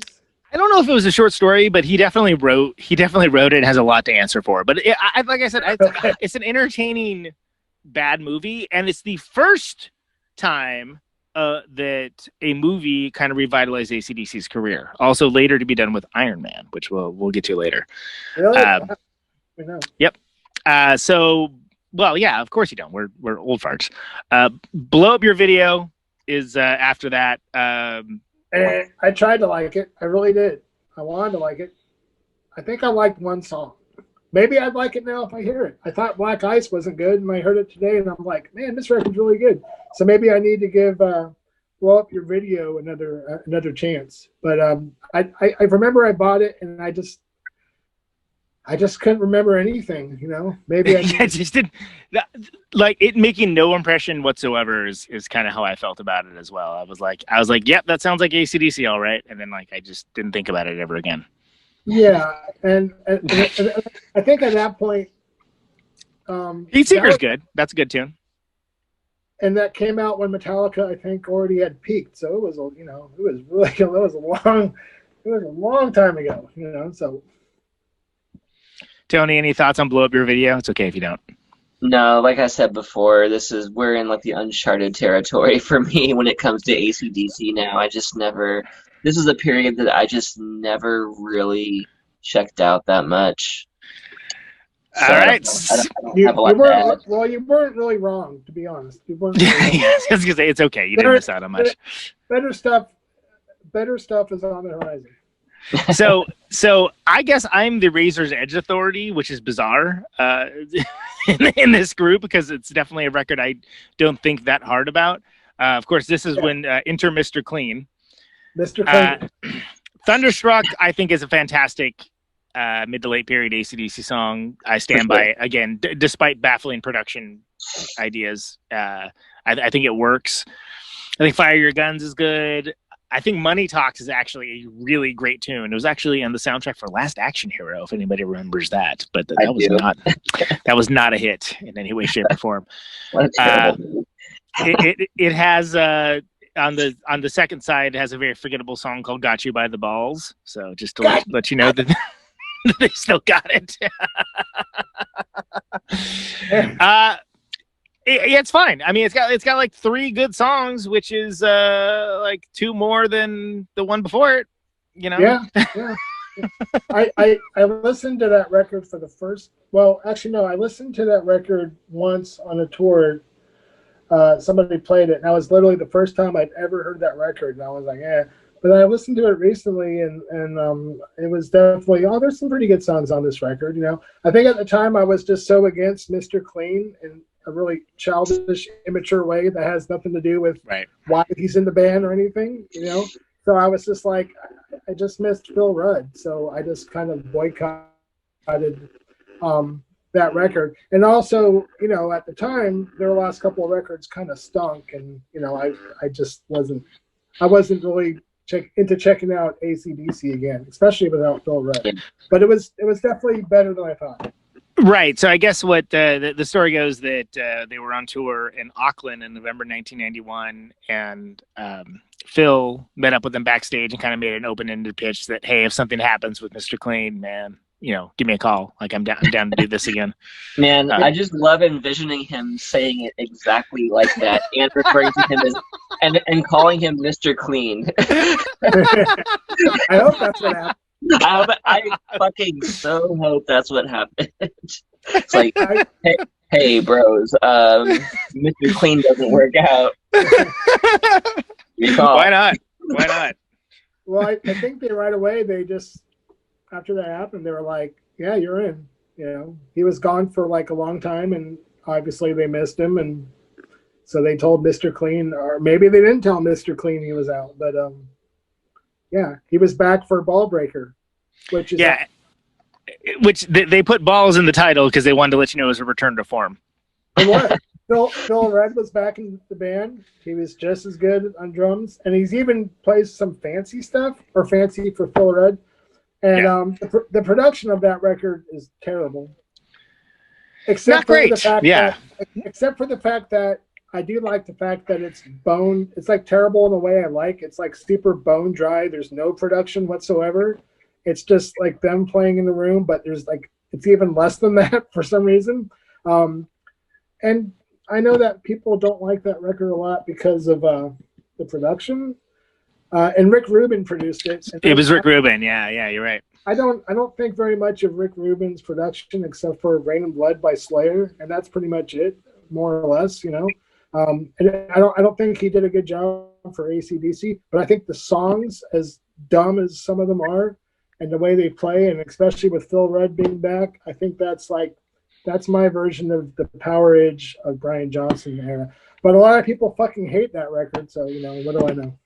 Well, what I would say is that unlike some of the ones before, they don't have any bad songs. It's not that the songs are fantastic, but none of them are bad. And I think Hard as a Rock is actually kind of a forgotten gem for that era. It's interesting that, to me, I think one of them, like the best AC/DC songs of that era is probably Big Gun, which is only on the Last Action Hero soundtrack. So it's not even on one of the records. But it's okay. Like I remember I despised this record when it came out. I despised it. I was like, this sucks. And then I listened to it again later, and I was like, yeah, it's okay. It's all right. And Hard as a Rock is a really good tune.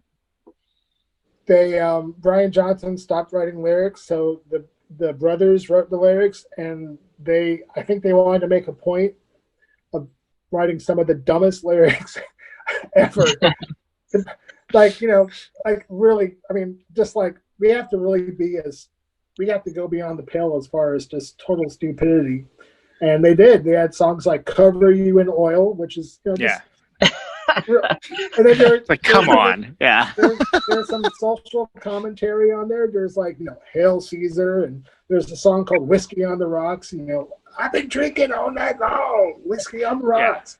Yeah. And there was like this weird comic book motif going on, and it's everything's really dumb in that AC/DC way I like, but it almost goes a little too far, But I think musically, it's one of my favorite latter day records, and with a lot of things AC/DC, when you get past the 3 or 4 songs or records that everybody agrees with, everybody I notice thinks something totally different about what they like about the usually the latter day records, and like a lot of people hate Ball Breaker, and I think it's one of the best ones. And I saw them on that tour, and they were really good.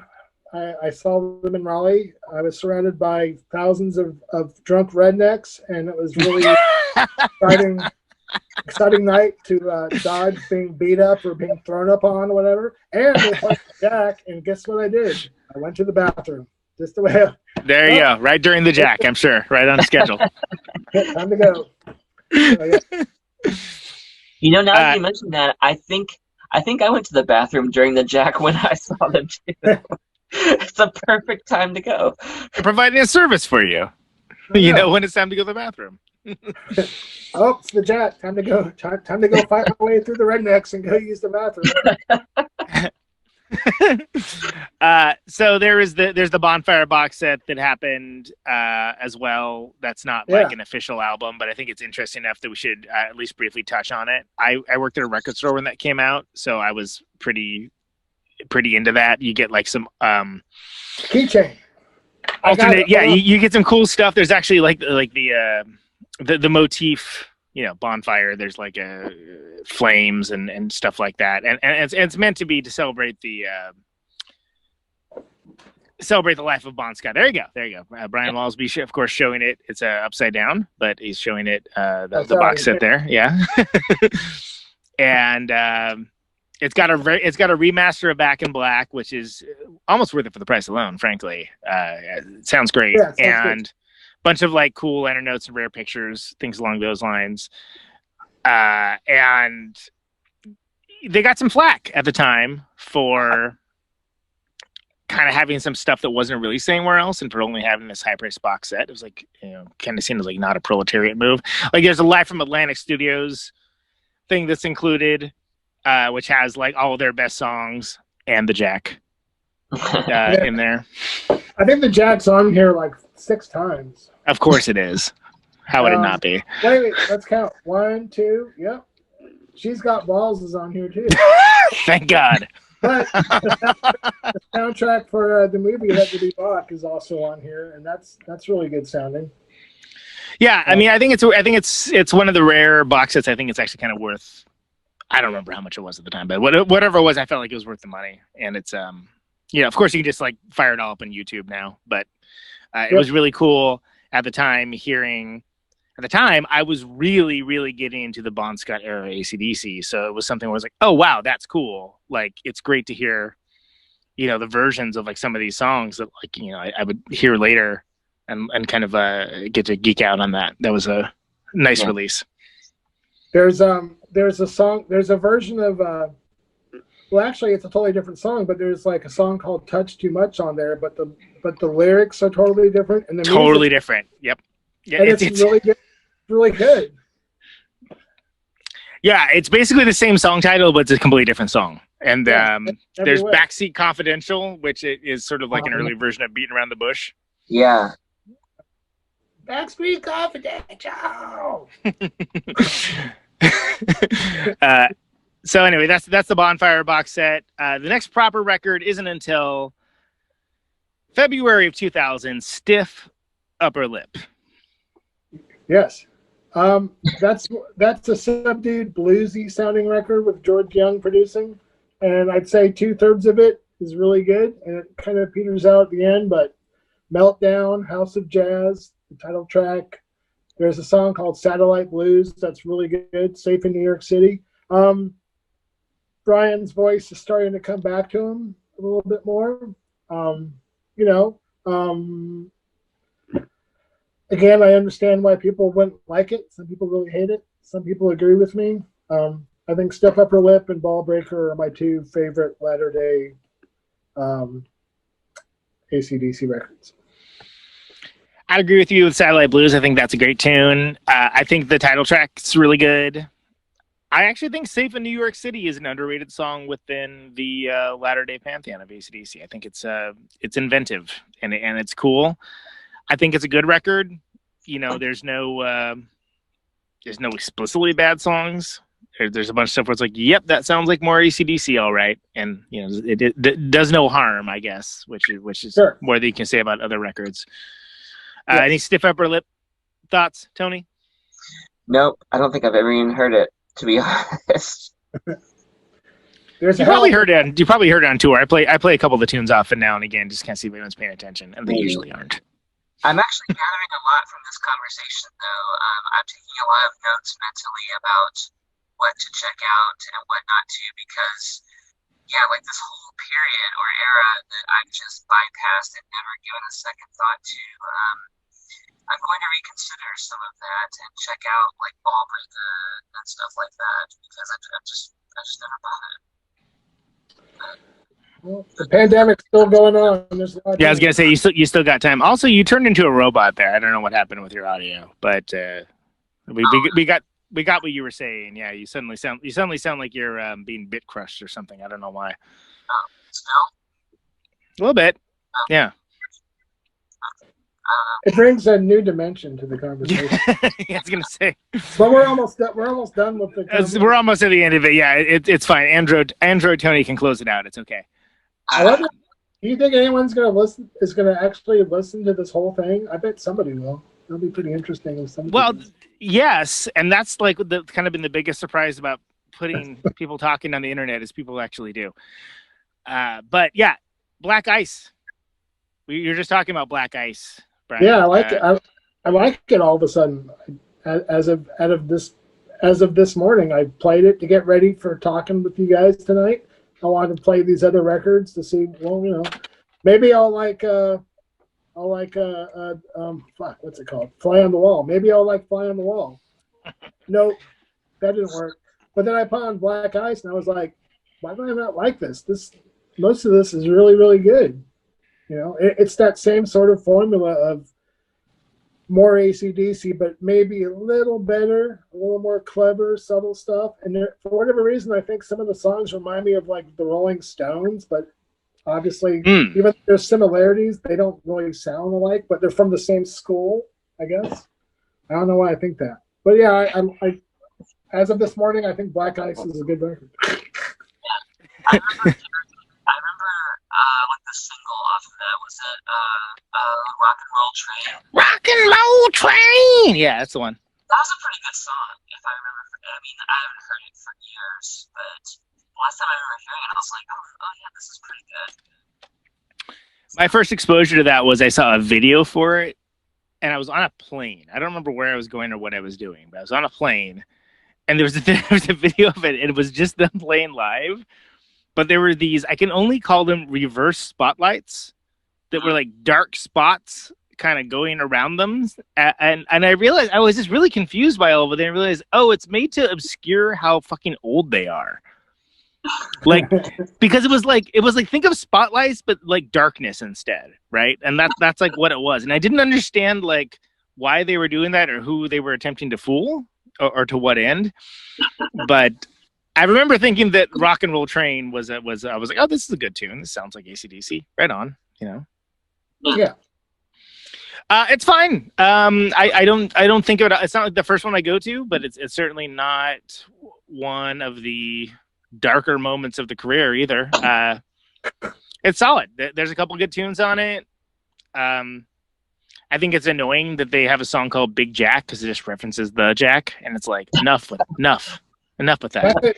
I thought that was a good song. I was like, man, that's a dumb. It sounds like you're singing into a hamburger, like a jumbo jack. Big Jack. Hey, I want fries.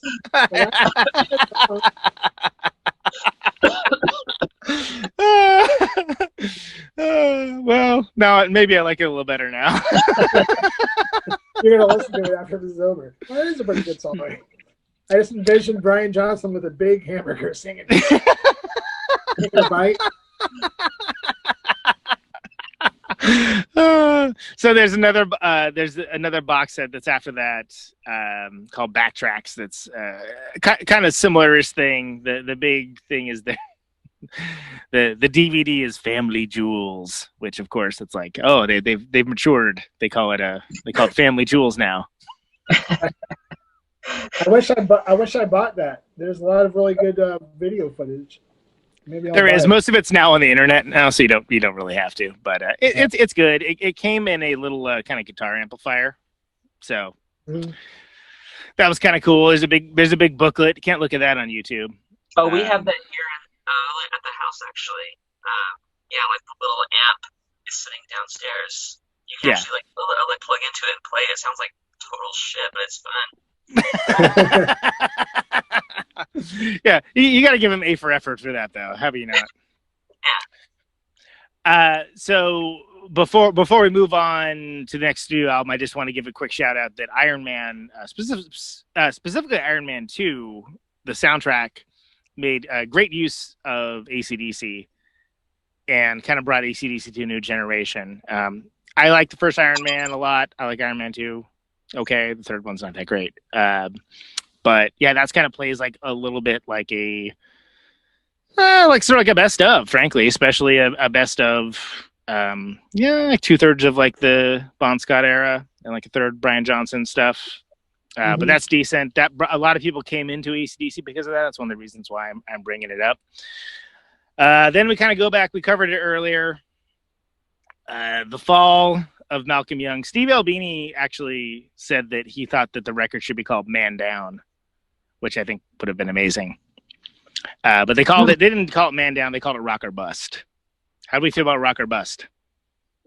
At the time it came out, I was just kind of excited because I was rooting for them, especially with what happened to Malcolm. And I think my excitement of it got the best of my judgment. This is good, and now it's like, there's a couple good songs, and so that's there's a couple good songs on this AC/DC record. It's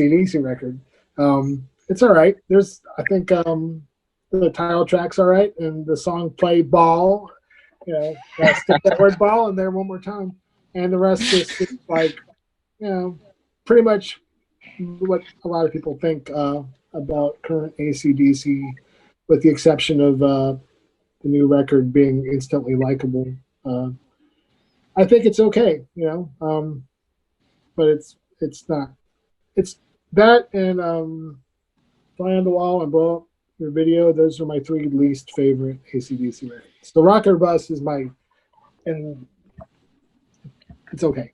You don't want to talk trash, right? I mean, because they're going through like a huge, and I'm the same way. Like I think Rock or Bust and Play Ball again is those are good tunes. You got to give them credit for. There's a song called Misadventure, so it's like, all right, right on, guys. And then the last song is called Mission Control, which is like, wow, all right, you got a man down, and you're still calling a song a Mission Control. So it's like the spirit. The spirit is there. Yeah, I think a man down. They call it missionary control. they got some rock and roll thunder. I don't even remember that one, but that's okay. I do. Fine. Oh, thunder. The songs barely exist. It's like there's like 3 parts, and they're in there and out there, and I'm like, oh. But yeah, maybe I'm wrong. Maybe I'll play it tomorrow, or it'll be, oh, this is really good. It does happen. So I feel like Rock or Bust is in a rare echelon of records that is also like that Nick Cave record that after his son died, what is someone gonna do? Pan it? I think that record's boring as crap. Like I don't like it at all. And I like Nick Cave and the Bad Seeds a lot. Skeleton The various Tree? iterations, but that one, I just don't dig it. And like, it was, oh, it's so good, it's so good. I'm like, is it though? Like, I mean, like, is it a sympathetic thing? Like, I mean, I don't want to listen to this. Like, I've tried many times. Like, and then I'm like, am I the monster for thinking this? But I'm like, no, man, I think this is just like a mediocre record. And that's kind of how I feel about Rock or Bust. There's a couple good tunes on it. Good on them. You know, like, that's incredible. I couldn't even imagine being in that situation. So I'm not going to talk trash, but it's not great. Yeah, it's not. It's like one of my favorite metal bands is this band Voivod, and the guy that was the mainstay guitar player, pivotal guy, he died tragically, and he left some music behind, and the band, in a very well-meaning, obviously great gesture, felt compelled to finish that stuff for him in a way similar to Rock or Bust, and it's okay, you know. Yeah. You don't want to be the guy to be like, this blows, but like, it's like, no. I mean, when you what are you gonna do?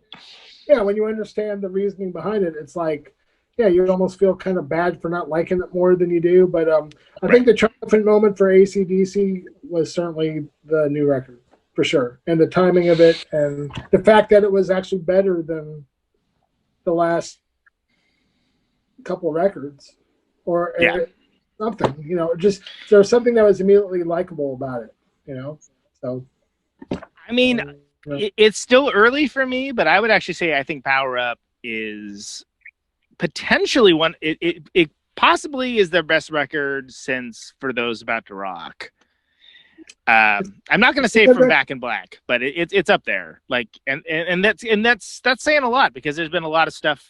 There's been a lot of stuff since then, and you know, we covered that pretty adequately. But I think Through the Mist of Time is like awesome. You know, like it's nice to hear Brian do the witch's spell. You know, like that's like, you know, he's owning it. Good on him. Yeah, again, I didn't even think about the lyrics for Rejection at all, which are fucking terrible, like objectively. That's my but it's only a good gripe with the album. Honest to God, like I think it's a great album. I just thought that was a little weird. I mean, as I stated in the beginning, like, I mean, if you're looking to AC/DC for, like, you know, quality lyrical content, you're clearly barking up the wrong fucking tree. But that just kind of bummed me out a little bit. Like, once Stephanie pointed that out to me, I was like, oh man, you're kind of right. That sucks. But it's such a good record, and all the songs are great. Like, that's like the one drag about it, and I can probably honestly I can probably look past it. I just need to hear the record a few more times, I think. Yeah. It's a bummer you have to look past it, though. That is something that you would have hoped there would have been someone in the room to be like, dude. Like, that's not like that could be misconstrued. That's like, are you doing a thing there? Are you like writing as a rapist? Like, what are you doing here? Angus, what are you doing? So there you go. Power Up. Let's just do closing thoughts. Tony, closing thoughts on AC/DC, the AC/DC legacy, AC/DC as a band. Any last AC/DC thoughts or balls jokes? I don't know if I have time for all the balls jokes. God, I mean, what a phenomenal band. I mean, from the beginning up until at least the second album with the new singer who had to fill those massive shoes. I mean, and then there's a whole period that is kind of off my radar, but because of talking to you guys about it tonight, I feel somewhat compelled just to like check out all these other albums. Like, even if they totally blow, I still kind of just want to hear them. But some of them blow less than you may think they are going to blow. Also, yeah. So. I mean, they're just a great band. I mean, they just have so much going on. Like, they're I don't know, a deceptively simple band with riffs all day, hooks all day, like some of the best sounding rock and roll records ever made. Right on. That's awesome. So I'll go second here and just say that kind of one up to everything Tony said. In my younger days, as I mentioned, AC/DC was a escape for me that I'm always going to remember. And good rock music is good rock music. They had riffs, they had songs, and I get pissed at people that say they wrote the same song over and over again because, to a certain degree, yeah, sure, but there's more nuance to them and a lot more balls. And I think that's the legacy of AC/DC, and I'm really glad. I'm really glad to have been able to have this discussion with you guys because I think that's it's something we don't get to. It's not AC/DC is not the kind of band that gets this kind of deep level critical analysis. And even though we're coming up from a position of fans, I think it's actually kind of worthwhile, and I hope some people get something out of it. And then I'm gonna give the floor over to you, Brian Walsby, since you're the one that kind of inspired the whole thing and this whole crazy shit. I just started talking about them nonstop and recently, and just they were a very important band, and they still kind of are. Obviously it's not going to be the same now that they're like 73, 69 years old, but to bounce back from everything they've been through and release a really good record for being a legacy band, it's pretty cool. There's some other bands that still have a pretty high quality, like Cheap Trick. They're still really good, and there's a few other I can't think of right now, but they were important to me when I was a kid. I'm glad that the passing of time is obviously one's mortality is a real concept, and I just like the fact that for at least a little bit more time, being at the ages that all of us are, that there's still this thing to it's nice that AC/DC is still a band and we're talking about them at this late date of time passing, so it's kind of hard not to be sentimental, and they're an exercise in some simplicity and being subtle, and within that one song that they write, there's like a whole universe that they've managed to constantly do these things, and they seem like really nice people. They seem really unaffected by their fame. They just seem like regular, humble people that play the game when they have to and just go into hiding when they don't. And I'm happy for all those guys to for this is like a victory lap, and good for them. So that's, I guess I'll leave it there. And thank you for asking me to take part in this. It was fun. Absolutely. Brian Walsby, Tony Ash, this has been Hell's Balls, a Protonic Reversal special about AC/DC, and it's been great. This has been great fun. I just like to point out that everybody at the beginning was like, I don't know how in the world we're going to talk about AC/DC for that long, and we've actually gone longer than we originally said that we were going to. And I feel like we could go longer still, because just like the music of AC/DC, it's deceptively simple, but there's a lot to unpack and understand. It's been really cool going through this with you guys. Yeah, man. Likewise. Well, thanks for having me. Thanks for having me. Nice meeting you. All right, guys. Take care. Okay, well, thanks, and good luck. See you on the internet. Okay. Balls. Bye. Balls. And the summation, balls.